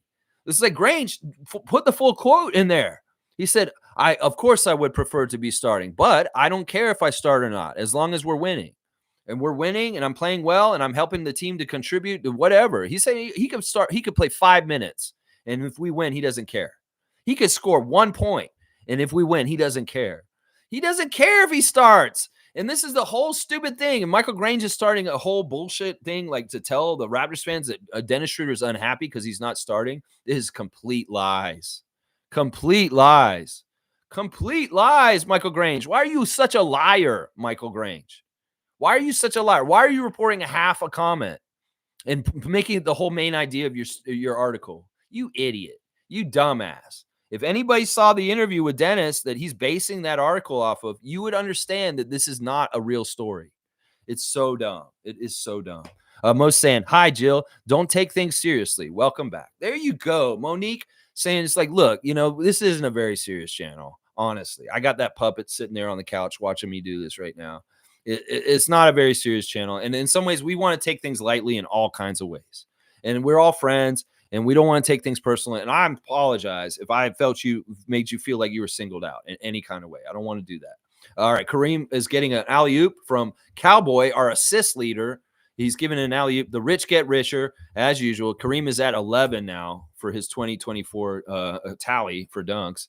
Let's see. Fun guy saying that's what used to jinx, because I know the C word is horrible. I know. I ain't using that one. I'm going to get rid of the J word too today, because you brought it up. We'll see tonight. In some ways, we're laughing. In some ways, if we lose the game tonight, it's not a big deal to me. I know I want to win. I know we want to win. But in some ways, it's like, look, I'm happy-go-lucky right now. I know it's a team in progress. That in some ways, we may lose a game that we should have won, but we're on the right path. And in some ways, we need to have 2 steps forward, 1 step back to really hone and tune our team to the right level of highest competition. So either way, whatever happens, it'll be fine. It's going to be whatever. David's saying, clown? What are the words? The C word rhymes with purse. That is that word. And then the T word rhymes with dank. Yeah, those are the 2 words right there. Those are the 2 words. And then there's a couple people's names that aren't allowed in this chat too. Yeah, they're banned words too. You know what one of them is. It's just like when Scotty was involved in the Kevin Durant trade speculation. He cut Kevin Durant and the word nets out of the Twitch chat right away. He banned those words quick. He said you couldn't write Kevin or Durant. You couldn't write the word Nets or Brooklyn in there also. He didn't want to hear it. He didn't want to hear all that bullshit speculation about Kevin Durant sweepstakes that summer. Oh, my gosh. Yeah. Cowboy saying, I love you, Super Mo and Jill. Let's grow. There you go. That's right. We're back, baby. And Jillian saying, hi, Mo. Hi, Mo. And David's dapping, dap. And Fun Guy saying, I didn't know Instagram was lit for Raptors content. I'm usually only watching Twitter from the distance since I'm banned and can't post, comment, or do anything really. How'd you do that? How'd you do that yourself? Elon's world is like the most unregulated, full of shit area online, just like Reddit at this point. It's like, how did you get banned from Twitter? What the hell did you do that was so bad that got you banned from Twitter? That's like the free speech place. Like Elon's saying X is the place where you can say whatever crazy bullshit. To get banned from Twitter, to be able to do that, you must have been a wild man. I'm going to say that right now. Fun Guy, in some ways, I respect you for getting banned from Twitter. What level? What did you do? Because in some ways, Elon's all about, like, I will let everybody in here. Racists, crazy-ass people that are spreading misinformation all over the place. He ain't doing nothing about it. But he's banning you for something? What did you do? That's what I'm wondering. What did you do, man? Either way, it doesn't matter. Don't tell me. Please don't tell me. David's saying, laugh out loud. That's why I never joined Twitter. I knew it wouldn't last a week. No, it's lasted a long time. It's just changed now, and it sucks. It's getting worse. It really is. There's better alternatives. In fact, Chuck D has his own social media network going on or something. He wants y'all to join it. And, it's something like, I guess it's not Truth Social, like that Trump one, but it's some sort of other one. There's alternative ones coming up. Of course, there's Zuckerberg's Threads now. They're trying to draw people away from Twitter. And to me, it's really whichever one's going to have Woj on it, I'm going to follow, because Woj may be the most important person to follow in the NBA. It really is. He probably is. Woj is an important person to get that breaking news from. And if I want to know exactly what's going on with the Raptors, in some ways, I need Woj. In some ways, yeah. Carlos here. Good morning, Raptor Freak family. Good morning to you, Carlo. Cool Cat saying, subset of Raptors community getting a kick out of creating drama. Ignore it as much as possible. Well, it's not even, I don't even think they're Raptor fans. Once again, I'll say there's outside shit disturbers who come in and just want to churn the problems. Like some of the people that are really like Trade Siakam now, they're not Raptors fans. They're people that may make monikers like Raptors fan 84 or something like that. And they'll come in into our chat and they'll pose as being like one of us. And they'll just say the most asinine, stupid ass shit, acting like they're one of us to try and get people to buy into their tropes.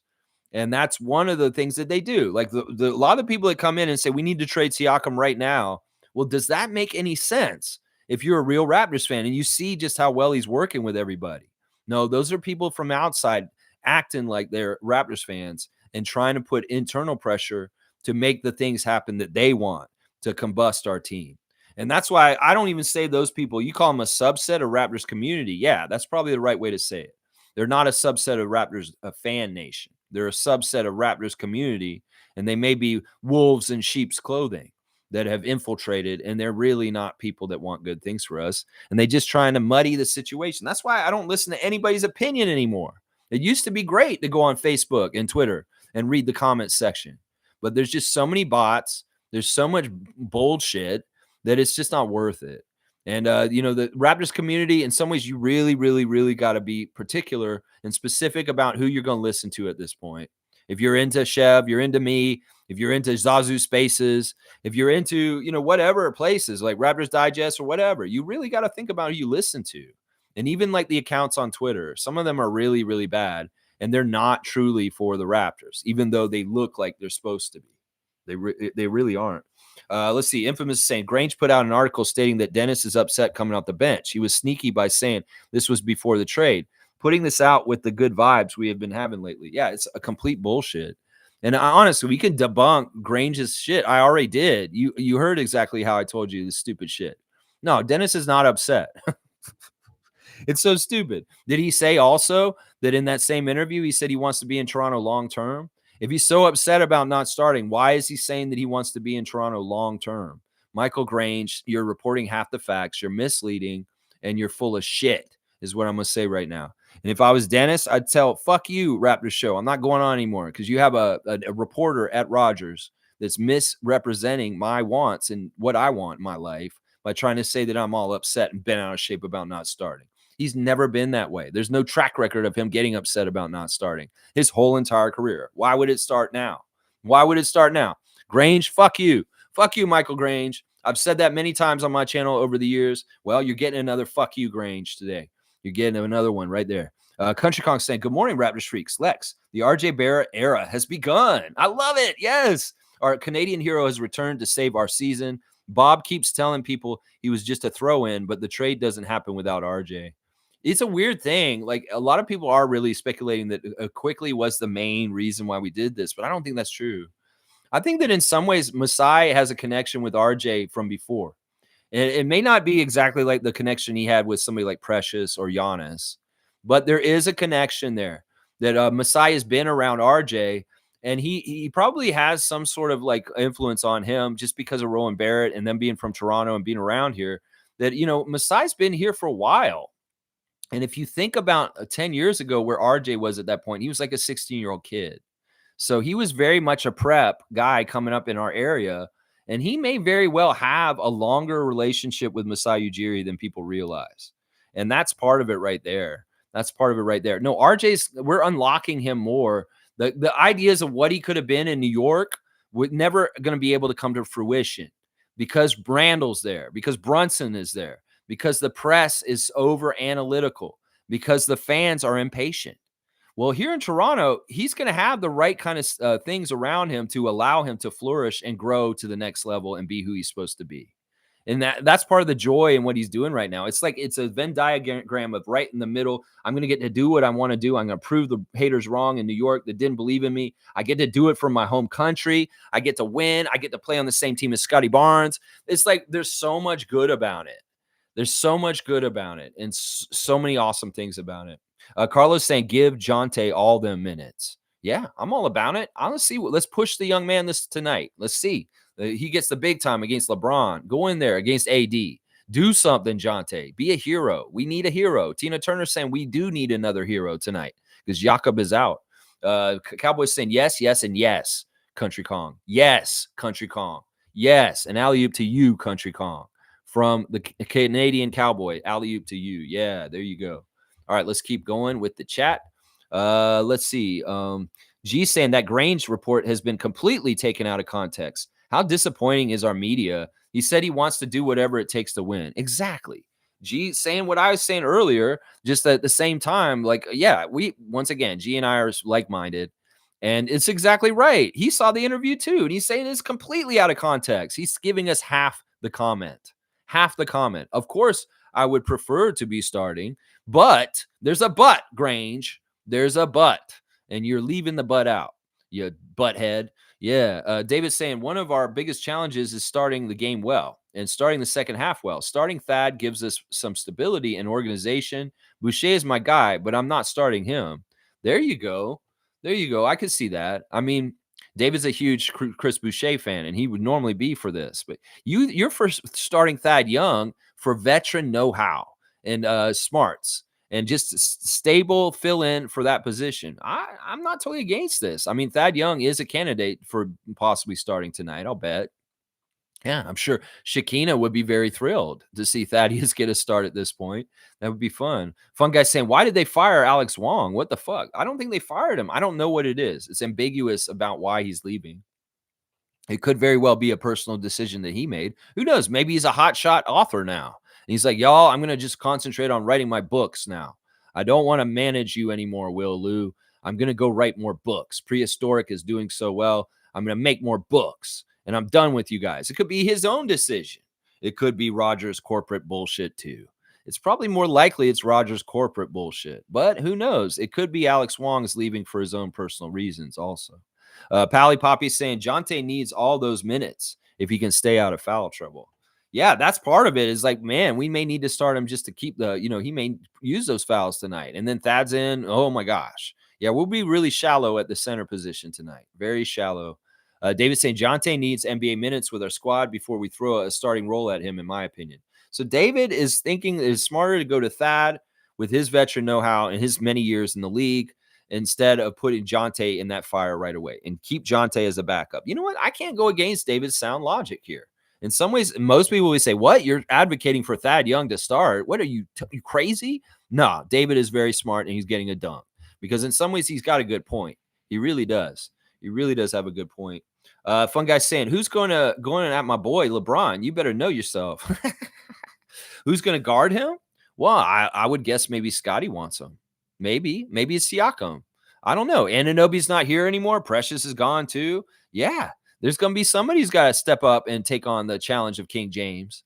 And I don't know. Well, also LeBron may not be playing. That's the other factor. He is on the injury list, just so you know, fun guy. He is questionable for tonight. Paul B saying, tonight's going to be a fun game. I expect Scotty to ball out and some fantasies of AD joining our team one day. Yes. Paul B and his wife are Anthony Davis, big, huge fans of Anthony Davis. They love him so much, and he would love to see him in a Raptors jersey. I'm not that keen on it myself, but, it's fun for them to watch Anthony Davis for sure in that household. They really do love him. Yeah, I hope Scotty balls out too. In some ways, he had a 6-point game in the last game. Show some diversity. Put your name back in the ring. All-star votes are going on right now, Scott. And in some ways, you're showcasing the be an all-star. You need to have big games. Now, the coaches could have watched you shut down Steph Curry and beat him up in the post. in the last game and give you favor for that. But the casuals, the fans, they ain't going to give you votes for the performance on Sunday. You're going to have to maybe do some big stuff tonight. And then maybe you'll get more all-star votes from the fans, if not more consideration from the coaches for being an all-star. So, yeah, these are the things that in this time of year, selfishly, individuals do kind of think about, well, am I on a path to possibly get an all-star spot? And what do I need to do to get it better? There you go. Jam Justice here. Here we go. 8 on 5 tonight. Cooper crowned king. You see, I don't believe this. Jam just thinks that the refs are going to be on the side of the. You think they're on our side or on their side? I think they're right down the middle tonight. I'm going to tell you right now, I do not think they're going to go against us. I really don't. But I don't think that they're going to be totally helpful to us either. I think that they're going to actually be what they're supposed to be tonight, and impartial officials. And that's something some nights I can't say that they are. But tonight I think they will be. I think that overall this ref crew is very even for both sides. In some ways we have both the main refs on our side, percentage-wise. And the rookie ref is like, who cares? He's only ref 2 games between the Lakers and the Raptors ever. 1-0 for the Lakers and 0-1 for us, Tyler Ricks. So I think the refs are going to be right down the middle. I'm not worried about them, Jam Joss. Country Kong saying, Cowboy, alley-oop for positivity. All right, you want to give Cowboy an alley-oop back. All right, I like this. Synergy. It's called synergy. All right, you're giving one to John Stockton of our Raptor Freak family, the John Stockton of the Raptor Freak family. Let's see. Kareem saying Jonte is going to have his hands full and get his feet wet. He will probably get his welcome to NBA moment tonight. I feel like he's kind of had those moments already. He may have had a couple in Memphis before, because he did play a couple of regular NBA games for Memphis before in his rookie year. But he may, I don't know. I felt like he had kind of a welcome to the NBA moment in one of the games recently too. Could be something tonight. I could see that. David's saying, or will he welcome AD to the new NBA? Will he welcome AD to the new NBA? What are you talking about? I don't even understand that comment, David. Welcome Anthony Davis to the new NBA? What is this new NBA you're talking about? I don't know about that. Is there a new NBA coming? Stargate saying, I knew Alex Wong would not last on that show. He was too positive and didn't follow the other two with the company mandated negativity. Alex was way better than the other two. Yeah, that's part of the problem. In some ways in media, you have to be a gaslighter. In some ways in media, you got to be a negative ninny. You got to follow the company line of Ed Rogers III and say, listen, I want you to make the Raptors fans depressed. Talk about Siakam trades overly. Talk about how Dennis really wants to be starting right now. Yeah, do my bidding. Yes. He's the emperor sitting in his stupid little Rogers Tower office, wherever the fuck he is. And it's like he's got all these minions like Michael Grange and William Liu. And yeah, these assholes. And they're shaping perception around Raptors fan nation by being horrible yellow journalists, media liars, and like not saying the stuff. Alex wasn't playing games with them, wasn't doing what they wanted. Well, that's what happens. And that's why I don't even want to go there. I have no aspirations to work for Rogers or TSN because I know this is the environment. It's like this. I could not be who I am on this channel like this if I was with them. No, I could not. It would be the same thing. I'd be like Alex Wong. I would be eventually be like, yeah, Lex, I'm sorry, bro. You can't talk about politics on your show. Well, fucker, I am going to talk about politics because they matter. And y'all going to not want me to talk about politics. Well, it's not a good fit. I'm sorry. It's not a good fit. Cowboy saying, yes, sir. Got to go, everyone. Enjoy your day. Stay if you're outside later, freaks. Alley-oop to Superfan Mo and Jill. There you go. I love it. You're giving 2 alley-oops right at the same time. He had 2 balls, one in each hand. And he threw them at the same time. And they both made the shots at the same time, too.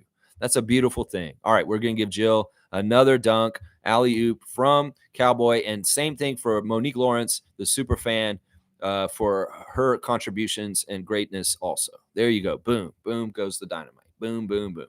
All right, let's see. All right. Kareem saying, David, my man. Yeah. Jillian saying, see ya, Cowboy. And Cowboy saying, later, Uncle David. Let's go, Raptors. Uncle David. Yeah. Kareem saying, I know there's no list or tally count, but Neon Moon is officially the Steve Nash or Jason Kidd of this channel. His assists are very Magic-esque with some white chocolate Jason Williams flavoring. You see, this is the thing. He just has a very descriptive comment always. It's like he puts a lot into it. Like he puts a level of depth to it, and there's a reason why Kareem is the best. There's a reason why he's the Michael Jordan of dunks in our channel. Because this is exactly what it is. He's making allusions to Cowboy being like the Steve Nash or Jason Kidd of this channel with a very Magic-esque with some white chocolate flavoring on top. Oh my gosh. Like seriously, that's why he does what he does. And there you go. Kareem Thomas, you're getting a dunk. I would give you a three-pointer, but man, I got to give everybody a chance. I can't give you another three-pointer right now. Cool Cat's saying, Lex, there are only so much words I can type, so I'm more referring to who is left from his rookie year. Oh, you're talking about Scotty and his friends. Yeah. Yeah, Siakam and Boucher. And who else was here on his rookie year? A lot of them are gone. You're right. A lot of them are gone at this point. Holy crap. Well, it's the business, Scott. You got to get used to it. This is just how it is. That's true. Holy crap. I am thinking about it. Like Yuta, all those guys that were originally on our team with him are all gone. Justin, Delano, Svi. Yeah. Wow. That's a good point. I didn't realize that. That's a good point, Cool Cat. Cowboy's saying, oh, wait, I see you at the three-point line. This is my last ball. Make it count, bro. Peace, family. Wait, who you giving the three-point to? You didn't even say. I don't know. Seymour's saying, game is at 8:30 Mountain Standard Time. Can't wait. There you go. Catch the 9:05 early if you want.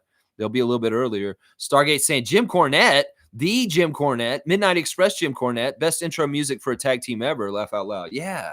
Yeah, it's so funny because I was a big wrestling fan when I was a little kid in the 80s, and I was in NWA territory in Tallahassee, and I'd go to NWA matches with Ric Flair and Dusty Rhodes, and of course the Midnight Express were on those cards with Jim Cornette, and we hated Jim Cornette. My little brother and I, we'd go and we'd get pretty good seats, and we'd be near the court and we near the ring, and we'd yell at him.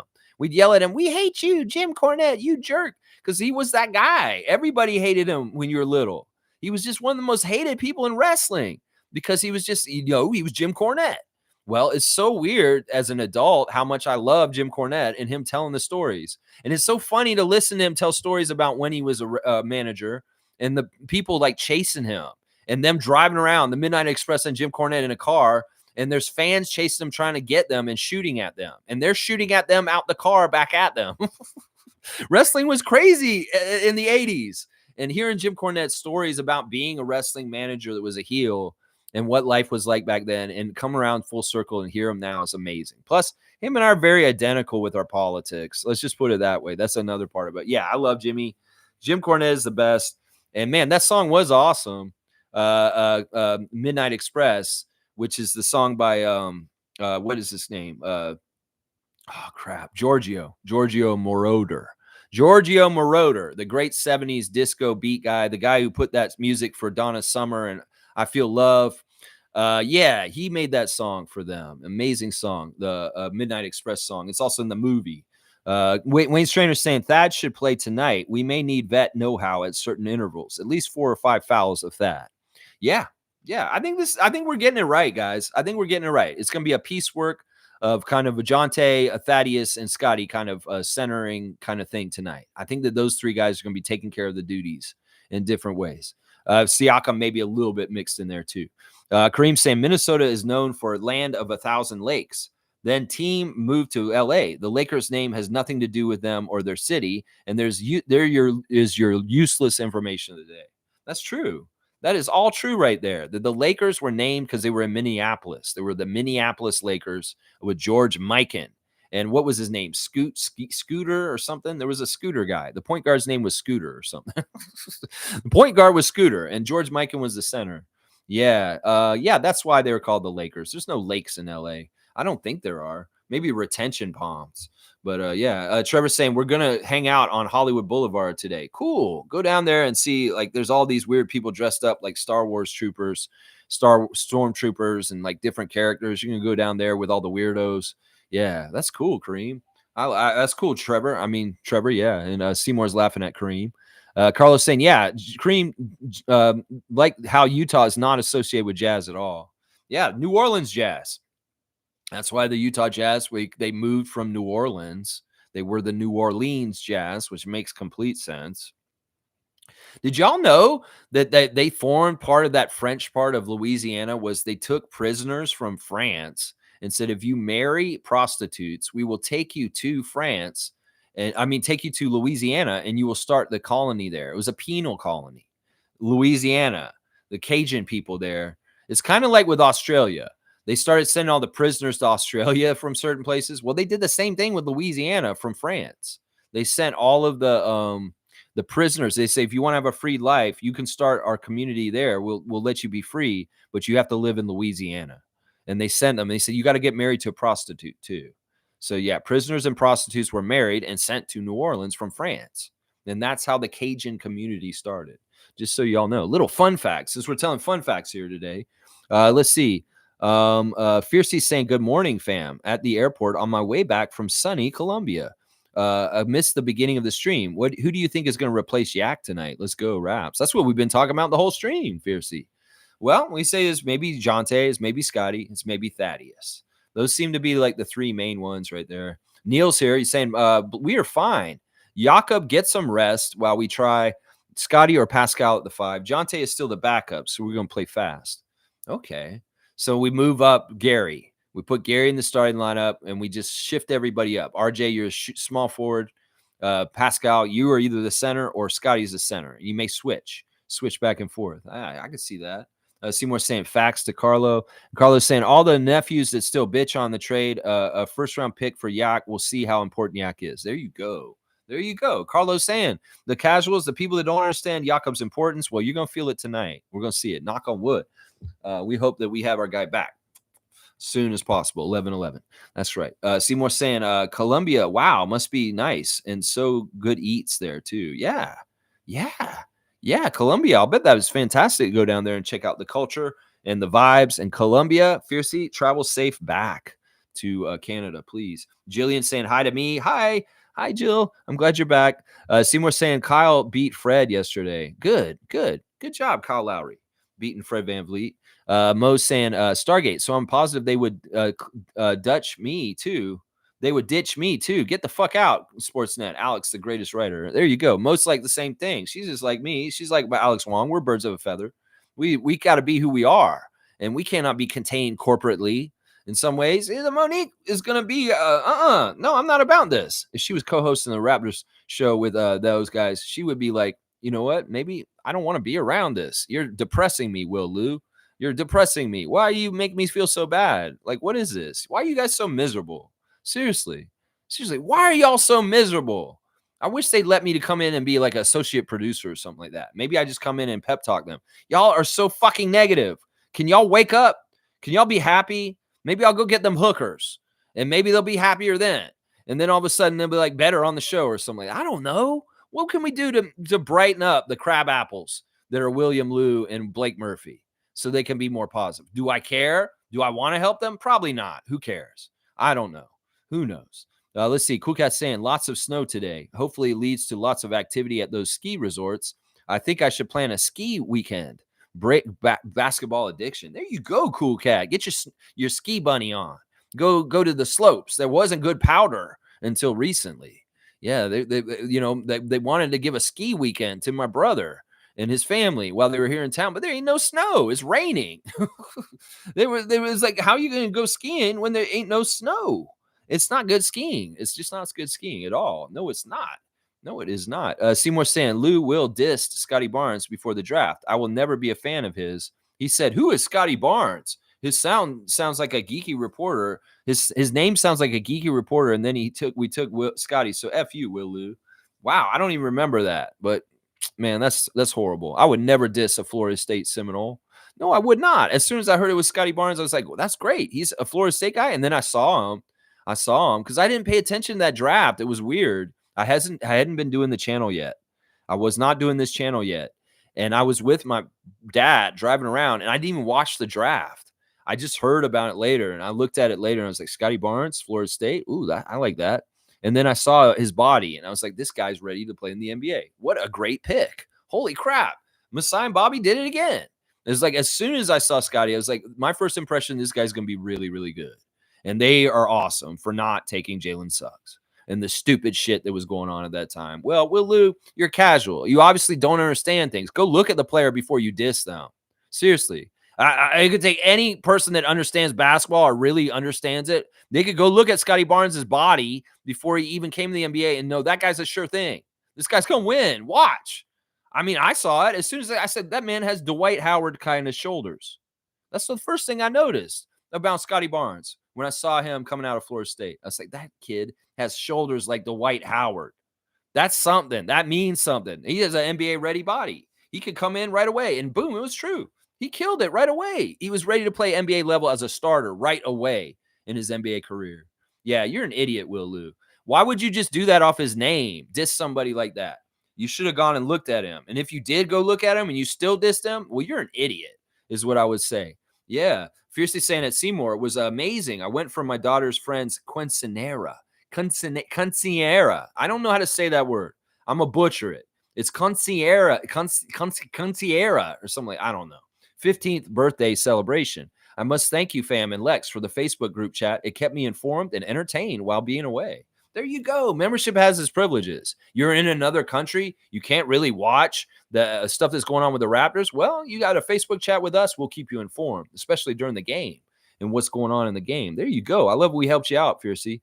And I'm glad you had a very fun trip. Carlos saying, all right, hang on. It jumped. I used to love to listen to Will, Lou, and Alex. Will is okay as long as the team is winning.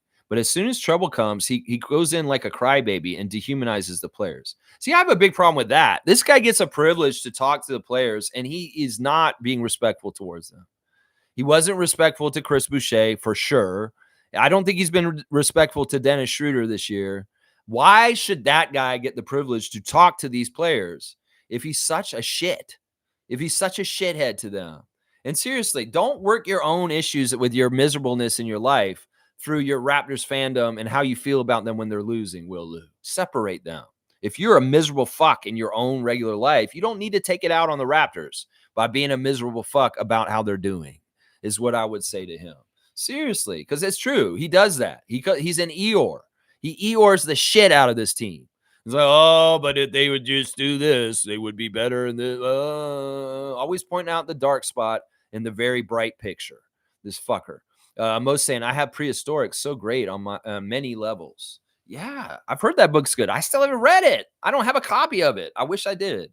I need to get a copy of it. It's so stupid that I haven't gotten a copy of it yet. I need to go read it and find out all the information inside of it. That's horrible, Raptor Street. What are you doing? Get Alex Wong's book, man. What's wrong with you? I don't know. I had it on my Christmas wish list. Nobody got it for me. All right, let's see. Seymour saying, love and safe travels to you and your family, Fiercey, all the way from Calgary. There you go. That's right. Safe travels to all the Raptor freaks, wherever they're traveling to, every which way, whether it's just across the street to the corner store. It doesn't matter.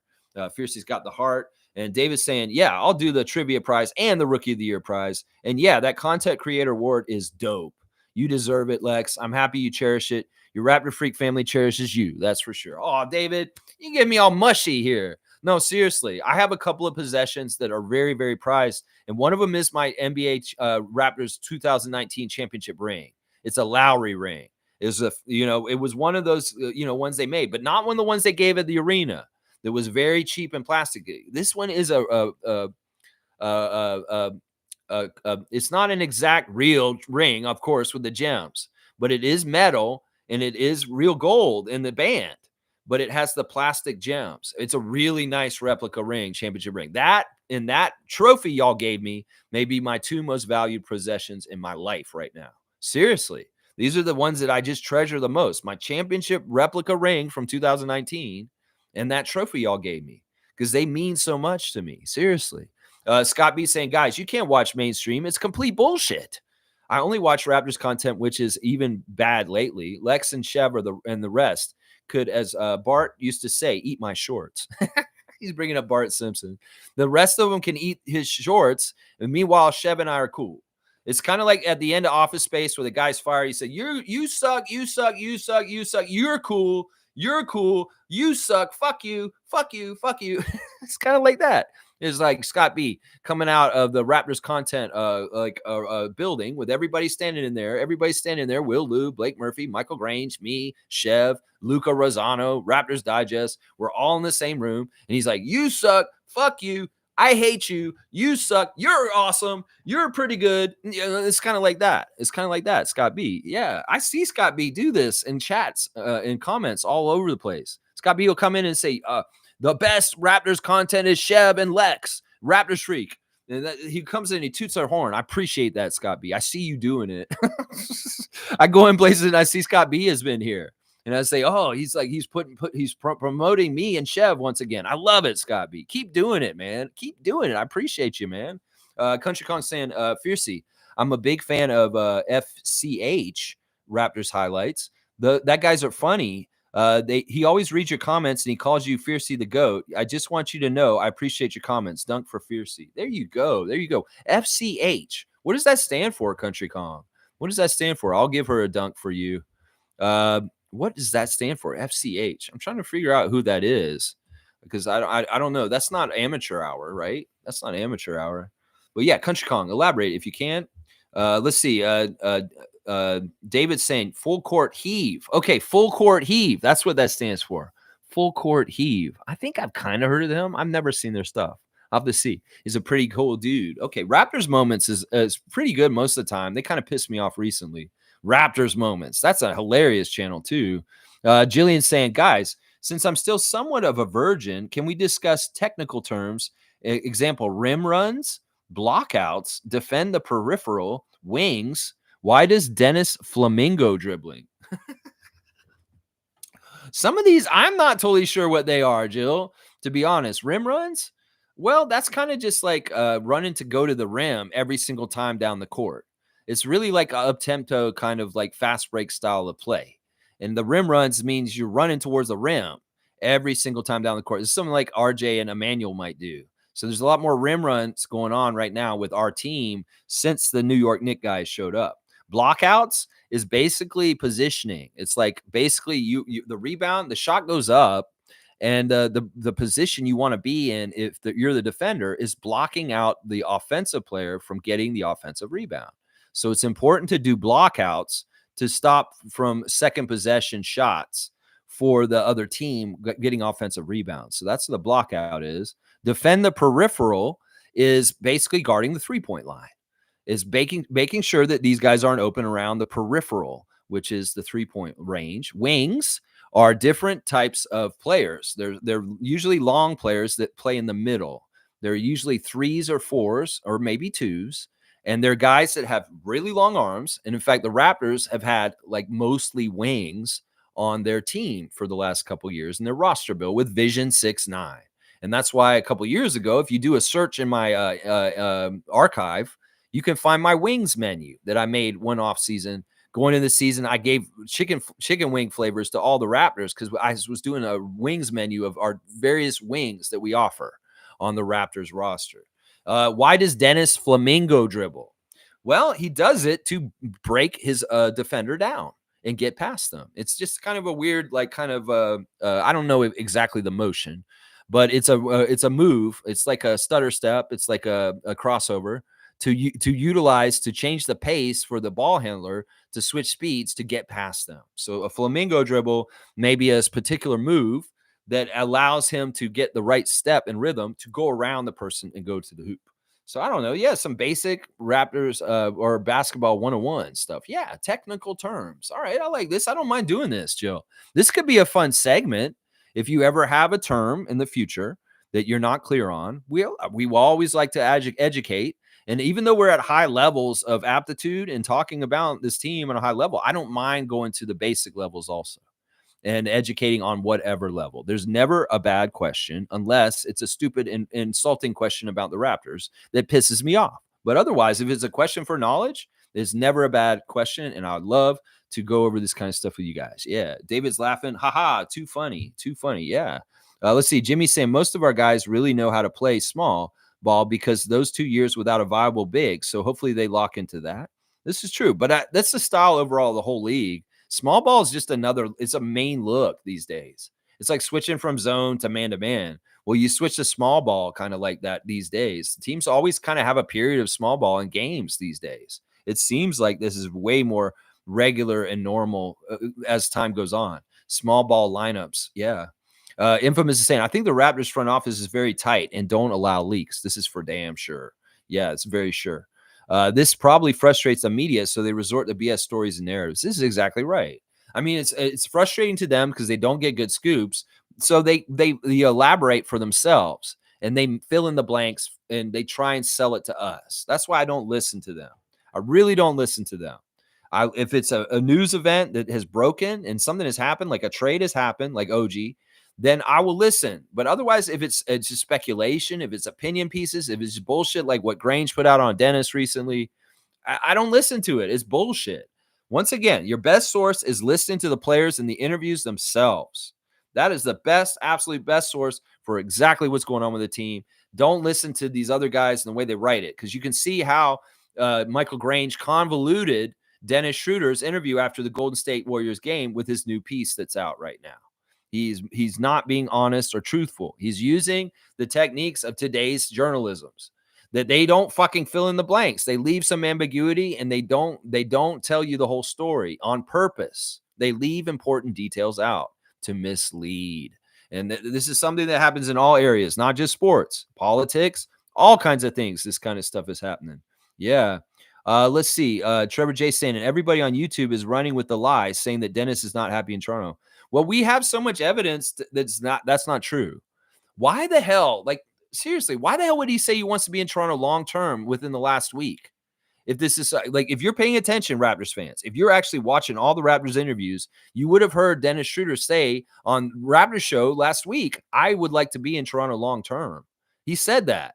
So that doesn't line up. That doesn't make sense. I'm going to listen to Dennis out of his voice over dumb people around there saying Dennis isn't happy here. They want people to think that. It's just like what I was saying earlier about New York fans trying to put the perception out that Emmanuel Quickley is not happy in Toronto right now. They just want to believe that because they're hurt he's gone. That's all they want. And Michael Grange just wants us to believe that Dennis Schroeder's not happy because he wants to cause confusion and problems for Masai Ujiri. And it's total bullshit.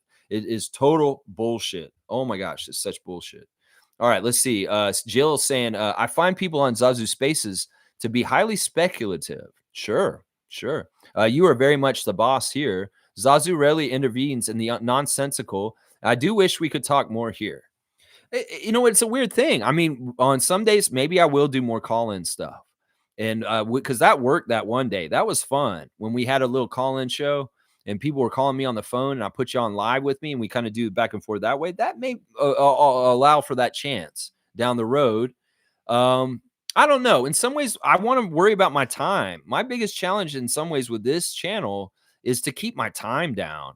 In some ways, I would like do 5 hours during the playoffs a couple years ago, and it was ridiculous. It's ridiculous. This could go on forever and ever and ever. So in some ways, I have to have discipline about how much I talk, but I also want you guys to have discipline about how much you chat.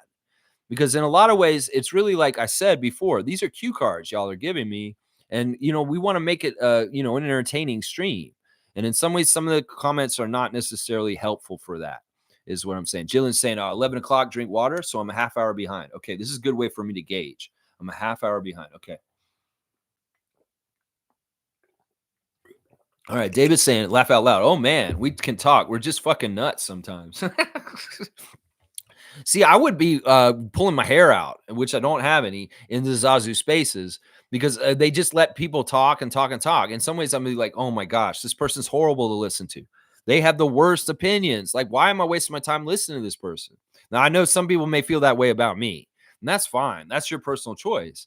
But some of y'all find some value in what I'm saying, and I'm trying not to waste y'all's time. I'm trying to say stuff that's important. And especially, like, I can be speculative, but it's with informed reasoning and like intelligence and something. Like, I'm just not speculating crazy shit like trades and this should happen and this and going like that. I don't know. I haven't been in there enough to really understand it.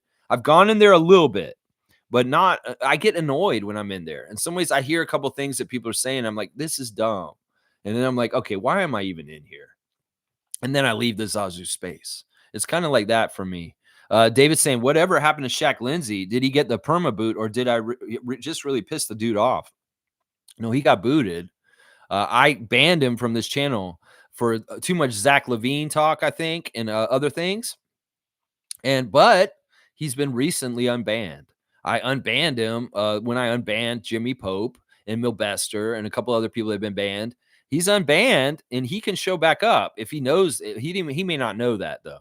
He may not know that. But yeah, Shaq Lindsay, you're unbanned. You can actually come in and talk again. Same for Top of Top. I did the same thing with him and Alan Tam. Those three guys, they piss me off on certain days. Well, I open the door back up for them to come back if they want to.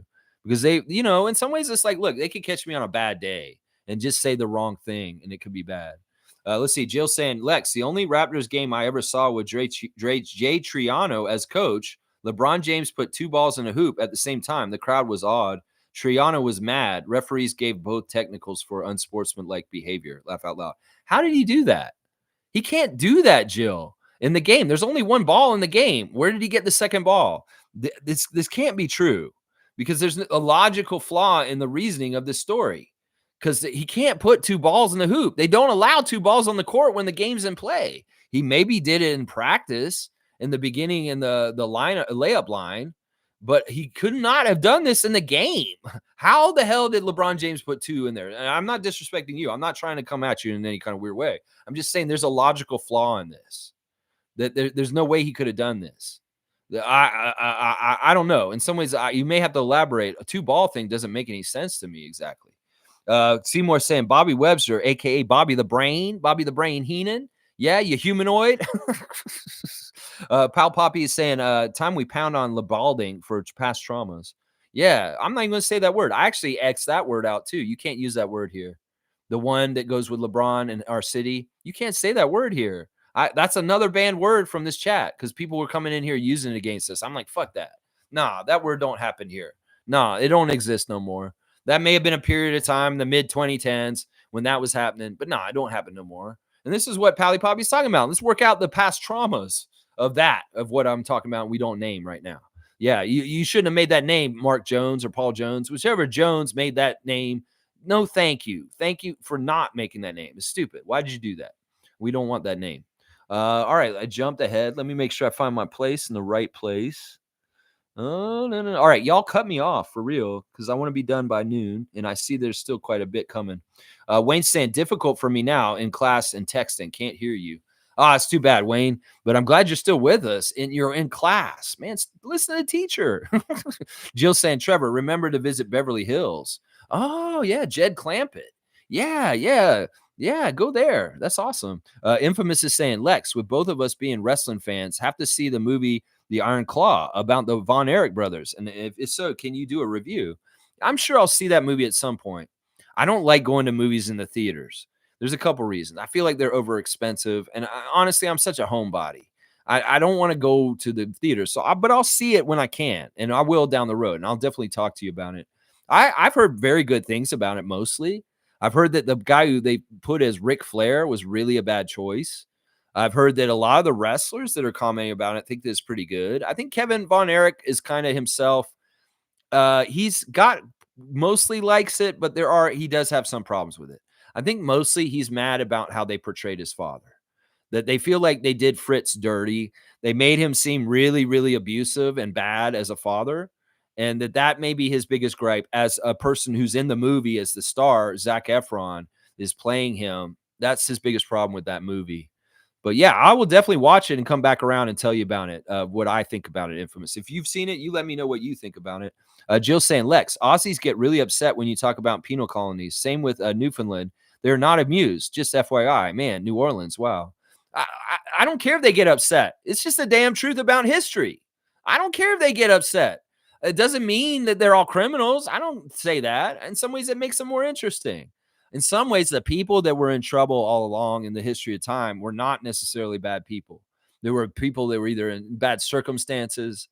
There are people that were maligned, people that were subjugated, people that were put in bad places. I don't think it's a bad thing. In some ways, they can get all touchy about it and get upset about it. But honestly, it's not that I'm saying anything that's not true. And that's the most important thing about that whole thing, as far as things. They can get upset. It's just the damn truth. It's the damn truth that that's how it was. I didn't say anything about Newfoundland. Now, you brought them up. I didn't say anything about them. Trevor's saying, Jill, I visit Beverly Hills last year when I was there for a hair show. There you go. He's going to Beverly Hills and doing hair on the stage and stuff. Yeah, did he like it? I'm sure he did. Pally Poppy, it's pale poppy. It's pale poppy. Okay, it's pale poppy. It's not Pally Poppy. Okay, it's pale poppy. But I get banned for using that as my username. Laugh out loud. Okay. Oh, when you put pale in there, that's weird. So you write it as pale, like a container. That's so weird. Mischief saying NBA emails asking me who's going to score more points, Dennis Schroeder or Austin Reeves. I picked Dennis for revenge. I would take that pick. I don't believe in Austin Reeves. I feel like he's so overhyped. He's just because he's a Laker that he gets so overhyped. That man is just as good as John Conchair. It's like, what the fuck, man? Come on. Pale Poppy saying apparently Pale Poppy is racist. Well, I don't understand that either. That's just a word in some ways. I don't know. Either way, Monique is saying vote, vote, vote. That's right. It's not a double or triple vote day. Friday will be the next one. So make sure for sure you vote this Friday because it's a triple vote day on Friday, but definitely vote every day otherwise too. Jill's saying Kinsa Ninera. Yeah, all right. I think I'm getting it right. She's giving me the pronunciation. Kinsa Ninera. Okay, thank you, Jill. Very informative. We're teaching each other, teaching you technical terms, teaching me how to pronounce stuff. This is awesome. It's a great partnership. Seymour saying, hopefully Yak has a speedy recovery and Koloko comes back with Yak like APA. Okay. He's doing another wrestling. And Seymour, you're going to get a dunk for this. APA, you want them to come back just like what's his name? Bradshaw and Farouk. Bradshaw and Farouk. They're done with they're done with their poker game and they're going to emerge from the back and come out and beat some people up. I love it. That's so awesome. APA. Seymour saying, Jill, I think I'm still butchering even that. Kinsa Ninera. I think I got it right. Jill saying mischief. NBA calls you. Okay. I don't know. He said you got an email. You got an email from them. Let's see. Davis rim runner is Boucher. Yeah, he's a good rim runner. He gets right to the hoop and puts it in. Pale Poppy saying Michael Cringe needs his media credentials revoked. Yeah, I mean, we just need to understand there's yellow journalism. There's really bad muckraking and just bullshit that they're putting out there. And you got to look at everything with open eyes and go see the full comment in the context of it. That's why I say skip Grange and his dumbass piece. Just listen to Dennis in the interview and you'll hear what you need to hear. David's saying, pretty sure he just counterfeited them anyway. His credentials? No, he's ensconced. He's probably like friends with Ed Rogers. He probably has him over. Oh, Michael, you are doing so good. Sullying Masai Ujiri. I hate him so much. Please keep the muckraking of Masai in every which way you can on Sportsnet. Please. I have to get him out of here. They won't let me fire him. Look, Larry won't let me fire him. So we got to do it through the media company. Rogers, and just make it really bad for him in all kinds of dumb ways. Make rumors up. Make problems for him. As much as possible. Oh, he's winning? Damn it, he made a good trade. And everybody loves him again. We did so much work to make everybody hate him. And now everybody loves him because he got RJ Barrett back in Canada. Well, Michael, do double time. Come on, can't you find something? There's nothing. I'm telling you. I can't find any dirt. Well, just make something up. Yes, master. It's shit like that. It's shit like that right now going on with Rogers Sportsnet. It's shit like that. Exactly. It's exactly like that. All right, let's see. Seymour saying, every time Jack says biking for Burger King, I die. Biking for Burger King? That's weird. I've never heard him say biking for Burger King. Why does he say that? Let's see. I know he says BK. He goes, BK. He does that little high pitch thing. BK. Wayne Strainer saying Patrick Beverly commented Dennis and Scotty were pissed at him and telling him to go fuck himself. He said that he was busting balls and it's just mind games. And Dennis, as a former mate, should know. Yeah, he said that. That's another part that he said. They asked Scotty and Dennis about the no dogs comment. And what Dennis said at the beginning of the season was, well, I've played with Patrick Beverly as my teammate on the Lakers. I know him very well. And yeah, that's what Patrick does. That's just who he is. It's like, yeah. And he's like, he's not flap. It doesn't bother him. He's unflappable about it. He's like, well, we expect this from Patrick. This is just who he is. And it's not like they care about what he said or anything like that. Dennis knows who he is. He's got dog in him. He doesn't need Patrick Beverley. And like you said, Patrick Beverley's admitting that he's just doing this for mind games. So yeah, it's just bullshit. It's just extracurricular bullshit. And obviously, well, in some ways it could backfire. You say, oh, you're going to say we don't have dogs? Well, we'll show you we're dogs. It's like it's a dumb ploy by him. And if Nick Nurse has put him up to it, whatever. It's stupid in all round different ways. And Scotty, Dennis, RJ, Emmanuel, they can show him. They'll prove it to him. Pups? You think these guys are pups? Well, we'll show you Patrick Beverley next time we play Philadelphia. Yeah, y'all been losing more recently, haven't you? Yeah, you have. Stargate saying, the thing is, Lex, you and Chev have very, very similar perspectives on basketball and the Raptors.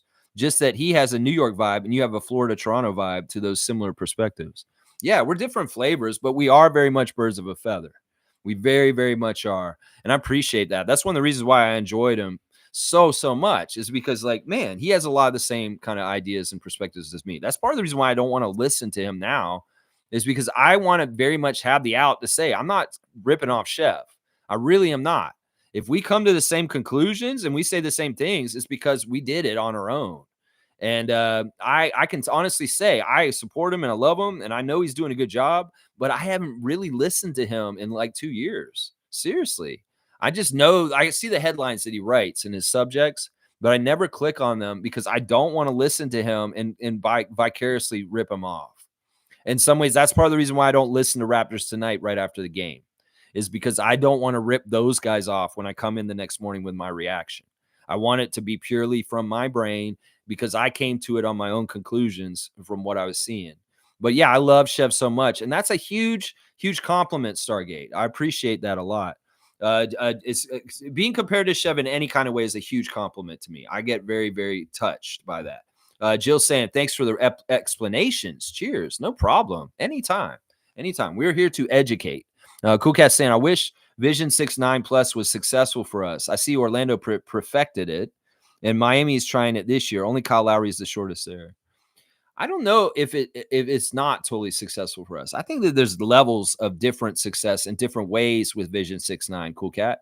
Like, let me just go off on something real quick here that may be an interesting point of view. In some ways, the way that we build our roster with Vision 6-9, with having a glut of wings and so many players like that, was actually really smart, because we got to pick and choose between the different flavors of wings, which ones we want to keep. And we add the positions that may be easier to find, like a quick little guard or a big or a shooters. And the tough thing to find is the really good skilled wings that are good at shooting and do a whole bunch of stuff. And maybe we got a big pool of it, and we were kind of trying them out for the last couple of years. And in some ways, trading OG and Precious lessened our wings. And now we're kind of morphing into a team that has more different roles, like point guards, centers, and not just wings. So in some ways, it's kind of like they took a position that there's a scarcity with and got a really good pool to look at with talent, and they got to pick and choose which ones they wanted to keep around. In some ways, that's brilliant. Even if it didn't completely work, the whole idea of Vision 6-9, it was definitely a great building block to get to where we are right now, to have a good defense and good things going. So I don't say this not successful. I just say that it's successful in certain ways also that you may not have thought of, like what I just said. So Wayne Strainer is saying, yep, they had height and athletic, but terrible basketball players. Yeah.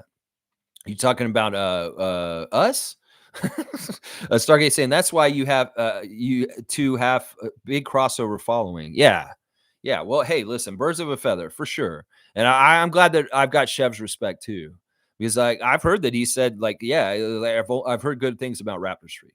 And hey, that's awesome. Carlos saying Orlando has a bunch of lottery players though, so it's not even an even playing field. Yeah, and I don't know, like, is it totally working? I mean, I don't even say the Division 6-9 because they play so much with Jalen Suggs, Cole Anthony. They have smaller guys that are a big part of what they're doing. If they were truly Vision 6-9, they would have a 6'9" point guard, and they would have all tall guys out there all the time. So I don't know if they do it some of the time, but they have a lot of guards that are getting big rotation minutes. So I don't know if Orlando's completely Vision 6-9, actually. because you got Cole Anthony, you got Markelle Fultz, you got guys like little guards running out there with them, and even Lowry precludes the Heat from being visited 6'9", as you said, Cool Cat, as you said. Let's see. Pale Poppy saying Michael Cringe has zero integrity as a journalist, has zero respect for professional etiquette. Yeah, he's cringe in the press room sometimes with some of the ways he asks questions is really cringe. And then we can see that some of the stuff he's saying right now with Dennis is absolutely cringe. Wayne saying nobody's happy in Toronto. That's why they say they're happy. You know what? They are all happy. I mean, I can tell everybody's really feeling good since the trade happened. Maybe they weren't happy 2 weeks ago. They started drafting those stories that they want to put out, and the story changed. And they got lazy. They still want to put it out. It could very well be exactly what y'all were saying earlier. The Grange started writing a piece about Dennis losing his starting spot before Emmanuel Quickly showed up, and now his piece looks stupid. And he's just trying to salvage the work he did on it already. It sounds like that's what it is. Seymour saying ESPN heads getting all the reporters for not seeing the Raptors Knicks deal before it happened. Great job, Bobby the Brain. There you go. There you go. Who said it the first? Who predicted it 4 days before it happened? The people in this stream did. That's right. I won't even take credit. It was somebody else who came in here and said it, and we made it happen. I think it was Mil Bester. Mil Bester and I worked it through. I said, he said, would you like Quickly? I said, well, if you throw RJ in, that's what I said to him. I think that's exactly what I said to Mil Bester. Mil Bester said, would the Raptors want Quickly? He said that on Wednesday. And then on Saturday, it happened. We got Quickly and RJ. And I even said, well, if you throw RJ in, that's kind of, I remember saying that. I think that if you go to the Wednesday stream before the trade, we actually said this 3 days before it happened. It's amazing. Nuggets fans here. Let's see what Nuggets fans saying. A great person from another fan nation, a fan nation that we really value and respect and love, the champions. The NBA champions right now. Give them the damn respect of Nikola Jokic, the best player on the court in the NBA, in the world right now. Nikola Jokic, the true MVP, the world champion, the best player on the earth right now. Yes, we will give you your kudos, Knicks fan. I'm a Nuggets fan. He's saying Knicks are actually 4-0 since the trade. I don't think their fan base is upset with the trade. I could be wrong though. No, they're partly. We got to understand they're a diverse ecosystem. Nuggets fan. There's different types of Knicks fans. There's some Knicks fans that are very happy with the trade, and they're happy for Toronto also. There's some Knicks fans that are not happy with the trade at all. They don't think that it was necessary, and they're very unhappy that they lost Emmanuel Quickly specifically, and some of them are very unhappy that they lost RJ Barrett also. So it's different people in different ways. There's some Knicks fans that are out there trying to paint that Quickly is not happy being on the Raptors since the trade, and that is absolute horseshit. It's absolute horseshit. And that's what I was commenting on, Nuggets fan, just so you know. That's what I was commenting on. It's like every fan nation. Y'all have got different fans in y'all's fan nation too, and they have different varying opinions. Well, Knicks nation is very crazy all over the place. Some of them absolutely hate the team for different reasons. Some of them just love the team. Some of them love the Raptors now because RJ's on our team. Some of them hate the Raptors because RJ's on our team. They're just all over the place. And some of the Knicks fans in some spaces are trying to say that Emmanuel Quickly is not happy in Canada. And that is absolute bullshit. It's absolute bullshit. Pale Poppy saying Nuggets, they're bound to be a whole lot more upset in 2 years or less. Yes, Nameless. Yes. Carlos saying Nuggets fan. Yeah, for now. But when they see how RJ is going to be consistent and Quickly will be a top point guard in the league, they'll change their tune. I just feel like they just traded us a Maxey type player and RJ Barrett. And it's like, holy crap. I mean, OG's great, honestly. And they're very happy with OG. But I'm telling you, Quickly's going to be more and more like Maxey. And RJ Barrett may get unlocked to a whole other new level. And Knicks fans may be like, holy crap. I mean, OG's great for winning and we're getting good defense. But in some ways, man, these guys are exploding up in Toronto since they left New York. And we kind of have regrets about this trade. It's very much could end up being similar like a Bargnani trade from way back. And people will regret these kind of things. I don't know. Somebody's laughing at me. You think what I'm saying is funny?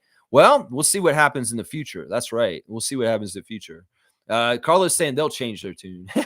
Nuggets fan saying, I agree. IQ can be a top 10 to 15 point guard in the league, but RJ is the opposite of consistent, at least up to this point in his career. Well, that's what I'm trying to tell everybody. You go ahead and think that in that ecosystem. You know, in some ways, RJ, it's not about consistency with him. It's about how to help the team win. In some ways, the things that they wanted from him weren't things that he could fulfill. They wanted him to be a top-level defender like OG. He was never, ever going to be that. That's part of the reason why they hated him, is because his defense wasn't up to snuff as far as like somebody like OG Anunoby. So he's a good fill-in for what they needed because they needed a stopper. And RJ just isn't that kind of defender. He's a great defender, don't get me wrong, but he's not a shutdown defender. He's a help defender. He's a defender that can come around and be long and agitate and come around and stuff like that. But he's not going to shut somebody down like OG is. And that's part of their gripe. Now, the other part about his shooting percentages is on and off nights. That's the NBA. People are going to make shots or they're going to miss shots on any given night. And in some ways, I'll ride or die with RJ Barrett taking big shots like he did on Saturday. He's going to kill it. In some ways, the pressure is off of him to do so much to help the Knicks win in Toronto because he's got Scottie and Pascal next to him. So there's all kinds of reasons why RJ can get to the new level with less pressure in Toronto. In fact, the fan base here loves him so much because he's Canadian. He won a bronze medal for our country this summer. So he has a lot more leeway with the fans not going toxic on him than he does in New York. And I'm just telling you that the ecosystem in the Raptors is much more conducive for RJ Barrett to safely and successfully transform into an even better level player than what he was in New York. And it's not necessarily about scoring. It's not necessarily about how well he shoots. It's about contributing to winning plays on the court and winning ways on any given play. And it could be any kind of stuff. And he's that versatile to do it. So that's the way I look at it, Nuggets fan. People have sullied him and said this. They maligned him. He wants to prove all of them wrong. And he's going to. I believe in him. You're going to say his problem is consistency? Well, that's the New York fans' perception and their problem with him. I'm allowing him to fail to succeed. How about that? Because I know he's going to succeed in the end because he's a winner. He's always been a winner. And that's part of who his DNA is. And that's what's going to happen. Carlos saying, what they got is peak OG. He's not going to turn into Kawhi Leonard. He's a beast in defense. But when they let him loose offensively, they'll see his deficiency. Yeah, OG is who he is. He's not going to get any better. They cannot expect him to be a 20-plus scorer. He's always going to be like a 15-plus scorer. He will never be a 20-plus scorer.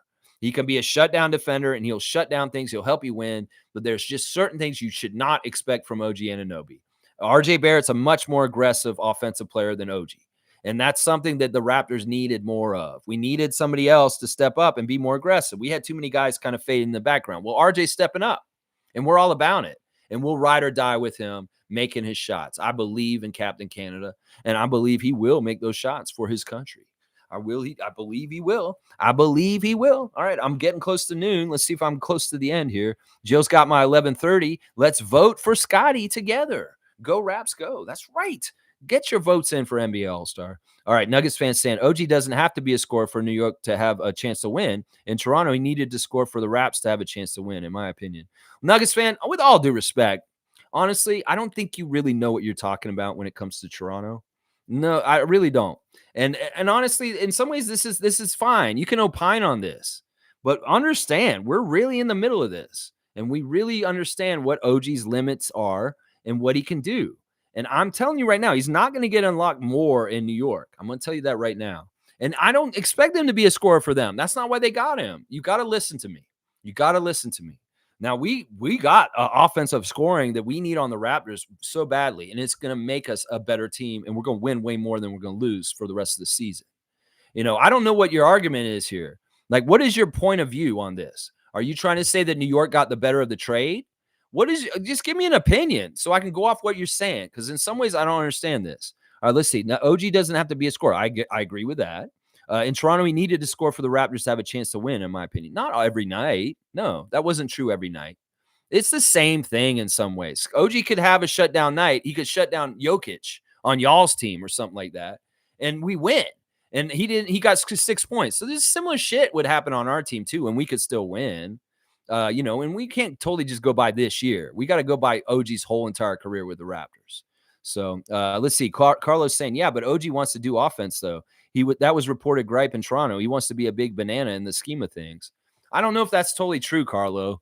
That may be part of the bullshit media speculation that's not true. I've often thought that was absolute bullshit when Jake Fisher reported that.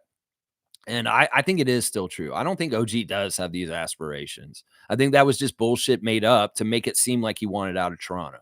is basically what it is. Now, if it's true, well, maybe New York does need to increase his offensive role, but I don't think it naturally will happen. It's just not his personality. He's not a forthright person. He's very kind of like keeps to himself, and he does what he needs to do and what he needs to do. He's not aggressive and doing and taking what he more than he gets is what it is. David's saying that Alan Tam guys pretends to be your friend, but that dude is a little snake, just trolling. I don't mind him. Let him come in for comedy. And if he pisses me off again, I'll kick him out then. I don't know. We'll see what happens. Nuggets saying Tibbs really loves guys. Hang on. All right. I'm getting the feeling that Nuggets fan is a Knicks fan also. This is the other side of his Eastern Conference. Tibbs really loves guys like OG. OG can serve all of his energy for the defensive side of the ball in New York. To me, both teams did well in this trade, but I personally think that New York won the deal. Well, we're going to disagree completely on this. Because once again, I'll break it down. There's 3 parts to this deal. Well, New York got 1 good part out of the 3, and we're going to probably get 3 good parts out of the deal because it is going to be reliant on the draft pick that we get in 31st pick. Detroit's pick in the second round, the first pick of the second round, was basically just a cusp first round pick. When we pick that pick, you're going to see the last part of this. Now, Malachi Flynn's a bust. You cannot say Malachi Flynn was a good player to acquire for New York. He's a bust on our team. He's a bust on their team. And we unloaded one of the worst players in our Raptors history in the last 4 years on the New York Knicks. And it's very symbolic, just like the Andrea Bargnani trade.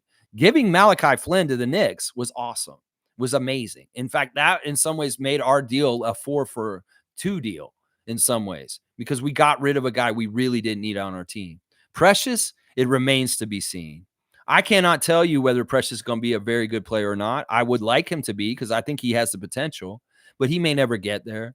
And the other problem with this is, Nuggets fan, you're not understanding the IQ of the 2 guys we sent there, or the guys, all 3 of them, is not very good. In some ways, OG, Precious, and Malachi were making most of the boneheaded mistakes on the Raptors when they were on our team. And now that they're on the other team, well, we don't have some of the same problems on our team at this point. Have you actually watched the Raptors since we made this trade? I want to ask you that. Have you actually seen us run our offense with RJ and Emmanuel? You need to watch that if you haven't, and then come back to me with your opinion on whether you think New York won this trade, okay? Come back then, because in some ways, I want you to go watch us first. Watch us against the Lakers tonight. How about that? And then we'll come back tomorrow, and you can tell me how you feel about it then. I know unequivocally that we have made another scarlet fleece, fleece scarf.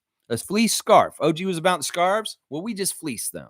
We fleeced James Dolan, Leon Rose, and the Knicks every once in a while. We did it with Bargnani, and we did it again recently. This is a fleecing. You can think that New York won the deal, but you can watch. And what these people in this chat are saying, you can watch in the next 2 or 3 years who won the deal over time. When Emmanuel quickly gets paid money by the Raptors this summer, becomes our starting point guard, and is an amazing starter, and you see a new level of RJ coming out. That's what I'm going to tell you. That's what's happening. Carlos saying, so eventually the Knicks will have to give him the ball and create more to make him happy. I don't know if they'll have to do that. I don't know if that's actually a true rumor, Carlo. I really don't. Seymour saying Pass California. I like that. Yeah, Len Bronto. Yeah, you see, you put an N in there. You can't write it the whole thing. Let's see. Jillian saying, not during the game, Lex. It was on a time break that LeBron put balls in the hoop at the same time. He could be a globetrotter, I guess. Okay. Yeah, I was about to say that didn't make sense. He get in trouble for having 2 balls on the court at the same time. Yeah, but people can do this. Somebody did in the dunk contest, dunk 2 balls. Nuggets fans saying both teams address some needs. I just don't see RJ ever being a consistent player in the league. I hope I'm wrong. I like him a lot. I do. You know what? He doesn't have to be completely consistent. That's what I'm trying to say. In some ways, there was pressure on him to be completely consistent in New York that he doesn't have in Toronto. It's really a nice backup to have guys that complement you that are very good scorers in Pascal and Scotty. I don't know. We'll take it game by game. In FIBA, he wasn't totally consistent. You're right. But the Canada team was very successful, and it's because he had SGA and other guys around him that were able to carry when he wasn't totally on. I have no problem with RJ not being completely consistent. Every NBA player is not totally consistent in this league. It's just how it is. Look at Steph Curry. What did the game would he have on Sunday? Was that consistent, Steph Curry? No, it wasn't. He got no 3-pointers and had like six or 9 points. Hardly any points at all. So, all right, I'm glad you like him and believe in him. I would say that. Don't doubt RJ. He's going to make it happen. Watch. All right, there's a cutoff, and I'm right at noon. Thank you, Firebolt.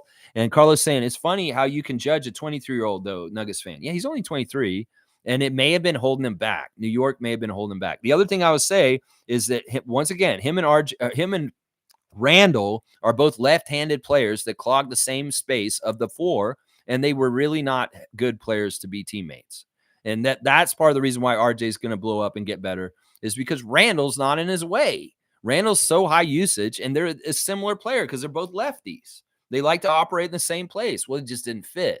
It didn't make no sense. In some ways, OG did not make sense on our team also for spacing issues. And now both have freed up and both are good for both sides.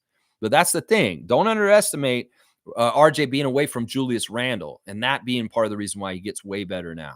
Seriously. Yeah. Nuggets fans, why is it funny? I've seen enough of RJ to know what kind of player he is. Well, listen, you can say that, but you're buying the tropes of New York toxicness. And it's a new era for him. He's come home. And I don't keep all the baggage he takes from New York into Toronto because he's on a new team. He has new teammates. He has new management. He has a new coach. And they may treat him way better than New York. In fact, I'm probably sure they do. And so it's a new era. You got to wipe the slate clean and say, well, this is a totally different time. He's in a different ecosystem. And he could survive and thrive in a better way with Toronto than he did in New York. So you can go ahead and base all your facts and your opinions on RJ from his track record in New York already. But realize there were things holding him back there. And then also, he may have a much easier opportunity to thrive consistently in Toronto. So we'll see. The future will say, and I hope you'll circle around and come back later down the road, and we'll visit this again. How about that?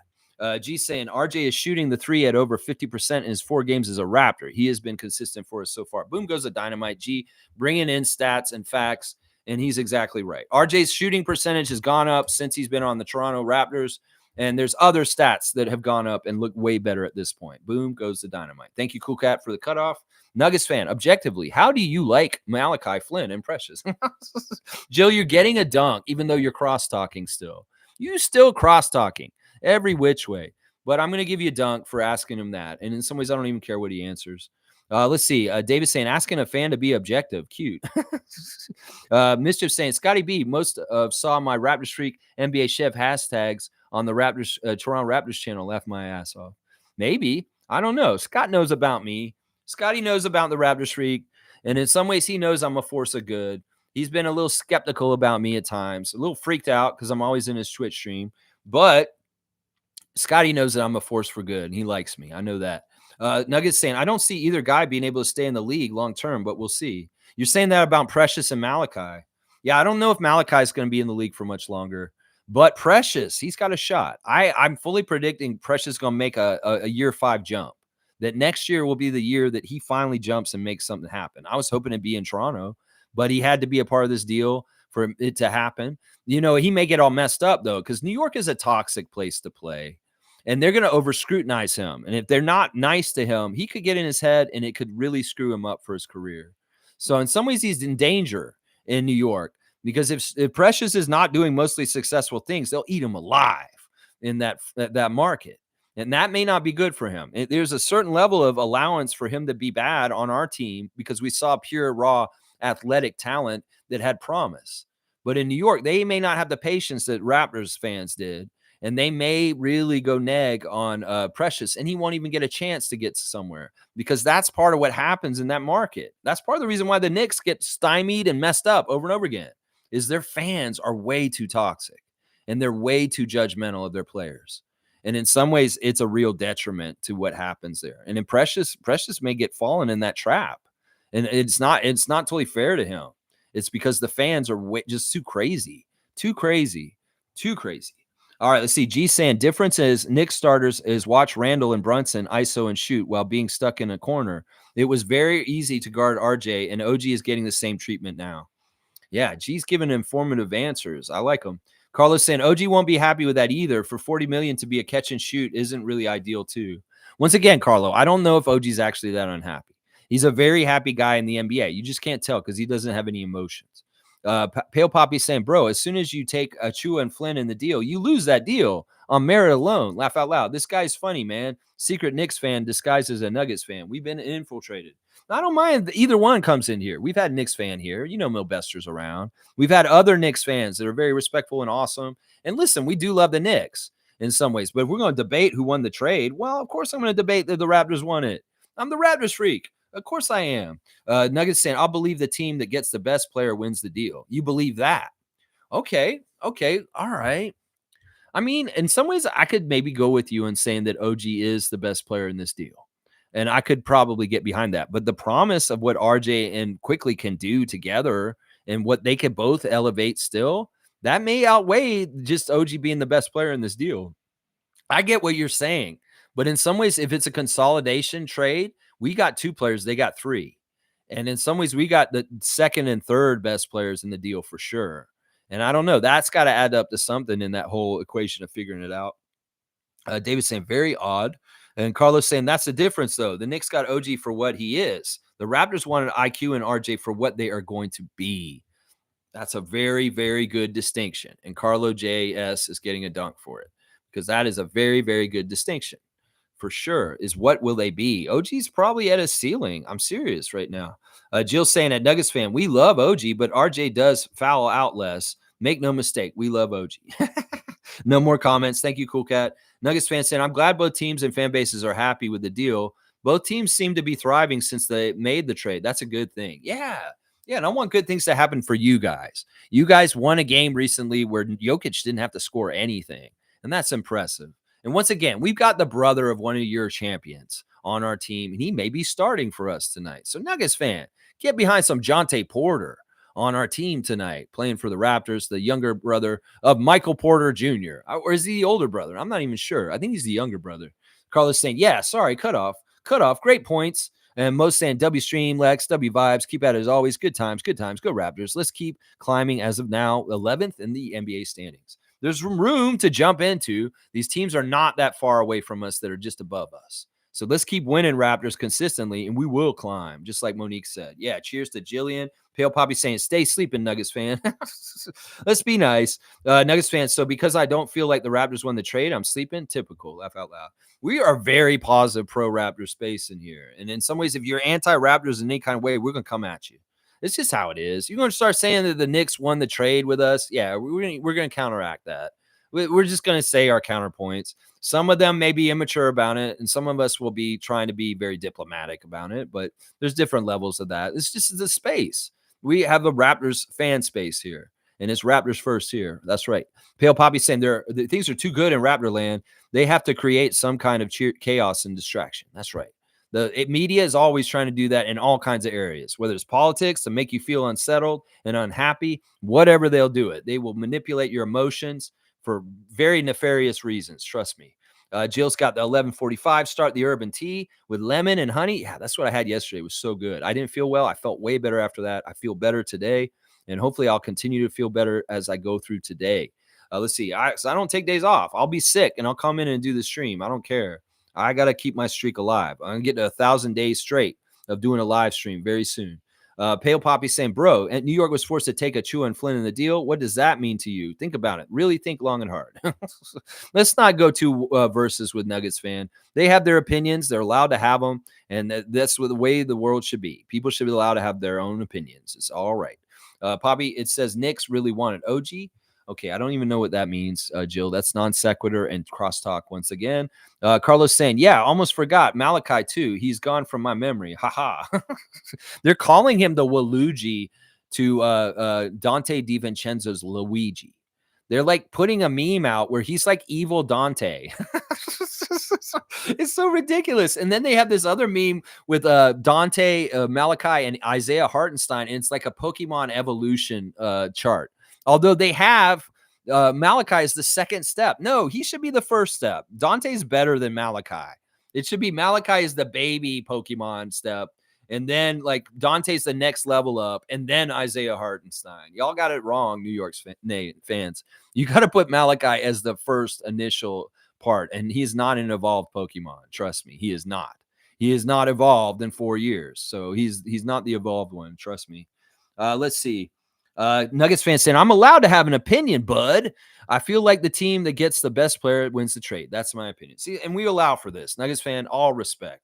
We got to allow for differing opinions here. We're very pro Raptors, and we'll fight for the Raptors side, though. That if you can respect that side also. Well, it's all good, man. It's all good. Pale Poppy saying, okay, but OG wasn't even the best player in that deal, though. That's remaining to be seen. I think currently he is. But that could change. That could change. It could be Emmanuel, honestly. Emmanuel quickly could be the best player in this trade eventually, very soon, honestly. It could actually be in the next year. It could be RJ, too. I think we have 2 chances to have the best player in this trade by the end of it. I really do. You know, a Nuggets fan, here's a stat for you real quick. You know, RJ Barrett on Sunday against the Warriors, he beat OG's career high with the Raptors, and it's just his 4th game with the Raptors. OG's career high with the Raptors was 36 points against the Knicks in New York in Madison Square Garden. Well, RJ got 37 on Sunday, so he's already outscored OG's highest score total ever. And he even tied his career for assists on the Raptors, 6 assists. That's the most OG ever got as a Raptor in a Raptor jersey in like 7 years. So I'm just saying, Nuggets fan. I'm just saying. Pale Poppy saying, okay, yeah. Jill's saying, yes, Nugs, you are allowed to have an opinion. Mas bien, sir. Fair point, Lex. Dude, respect, Nuggets fan. Once again, undoubtedly, huge respect for your franchise, your all's accomplishments, y'all's going through growth and all the different things over the years in the playoffs and different stuff and sticking to it, having this stick-to-itiveness and having Michael Malone as your coach, not giving up on Jamal Murray, all those different kinds of things makes me have an immense respect for the Nuggets franchise. And I'm so happy that y'all got rewarded with your first ever NBA championship. That's a big deal. And in some ways, the NBA does not celebrate the Nuggets championship correctly this year, and they should put it more on blast. And that's why I'm going to talk about it every single time I see one of y'all's Nuggets fans in here, because y'all deserve the kudos. And I'll say that right on top of any kind of disagreement or opinions that we've had. Y'all deserve the kudos. Jokic is the best player in the league, the best player on the earth, and the Nuggets are the NBA champions, and they should be respected and celebrated in that kind of way. That's how I feel about that. That's right. Pale Poppy's going to say, though, no matter how you slice it, and New York lost the deal. Let it go, nameless. Let it go. All right. And Randolph Phillips saying, blessings, beloved Raptor Freaks, most informative gang. On this storied game day, we've got a game tonight to help us get through any storm when we win. That's right. Oh, you were saying on this stormy game day. Blessings and love to Randolph Phillips and the Phillips family and all the Raptor Freak families and the Nuggets families out there. Blessings and love and all y'all right now. Yeah, Nuggets fans saying, I watched the Golden State game. Raptors looked amazing. Yeah, we're moving our offensive efficiency has just gone through the roof. We're like the 4th best offense now since the trade. Like we have the 4th best offense in the NBA. We had like the 23rd best offense. And people are going to say this is not a big deal to help the Raptors. Well, look at how our offense changed overnight from 23rd to 4th in the league rankings. Holy crap. Holy crap. Jill's got my 12 o'clock. I'm 12 minutes past. Ding, dang, ding, dong. Ding, dang, ding, dong. Lakers hungry for a win, but Raps are going to eat them. Ding, dang, ding, dong. She's like ringing a bell. She's like, ding, dang, ding, dong. Ding, dang, ding, dong. I love it, Jill. You're getting another dunk for silliness, making me say silly things. Ding, dang, ding, dong. Hilarious. All right, there's that 12 o'clock, and Mischief's got the stop. And vote Scotty, Jill saying, and Blackhawks here. Neil saying, Masai pulled a boomerang on the Knicks. Knicks will release Precious, and Masai will grab him up. That'd be interesting. Everybody's saying Anunoby's going to circle back, but that's not going to happen. He's CAA. Terrence Ross said it himself yesterday. It's hilarious. I'm in this Twitch stream with Terrence Ross, retired NBA player, Raptors legend, slam dunk champion, Terrence Ross, and he's playing NBA 2K. And I brought up CAA and the Knicks. And I was like, CAA will tell you everything that's going to happen with the Knicks with their personnel moves. Randall left CAA, so he's going to be leaving the Knicks soon. RJ left. He's already gone. And OG went to CAA, so he's there. Donovan Mitchell is CAA, so he'll probably be in New York soon. And Ross said this when he saw my comment. He said, yo, Raptor Street, you're right. CAA does run the Knicks. I know from the inside the NBA. They are running the Knicks right now. It's true. Everything that happens with CAA is what is happening with the Knicks right now. He's like, if you can tell who's going to go there by who goes with their agency. So Ross straight up admitted that what we're saying about CAA is true from the inside as an NBA player who just retired. Yeah, he did say that. I was like, Ross is just confirmed what I already knew. Well, we knew this. We knew this. And you guys can figure that out. You can figure that out. Yeah. All right, let's see. I don't even want to read that last comment by Jill. We don't even need to go there. And Carlos saying, I'd like to see Precious back. I would too. And Tristan's laughing about it. He's laughing about it. All right, let me do the recap real quick, guys, for you. All right, LeBron is on the injury list, just so y'all know. He is questionable for today. It is his left ankle. And Anthony Davis is probable. He is on the injury list also. Roy Hashimura is upgraded to doubtful. And Gabe Vincent is out. So those are the Lakers injuries. The Raptors have Jakob Poeltl is out. That's for sure. Koloko is out. That's for sure. And Otto Porter Jr. is doubtful. That is our injury news. Ben Taylor is the crew chief tonight. He favors the Raptors. Kevin Cutler is the second ref. He favors the Raptors. The third ref is Tyler Ricks. He is a rookie. He's only reffed one game for the Raptors, one game for the Lakers, and the Lakers won the game, and the Raptors lost the game. They weren't against each other, just so you know, just to clarify. The refs for the G League game today in Mississauga at 7:30, Benham Maru is the crew chief, number 45. The referee is Julian McFadden, number 52, and the umpire is Kelsey Reynolds.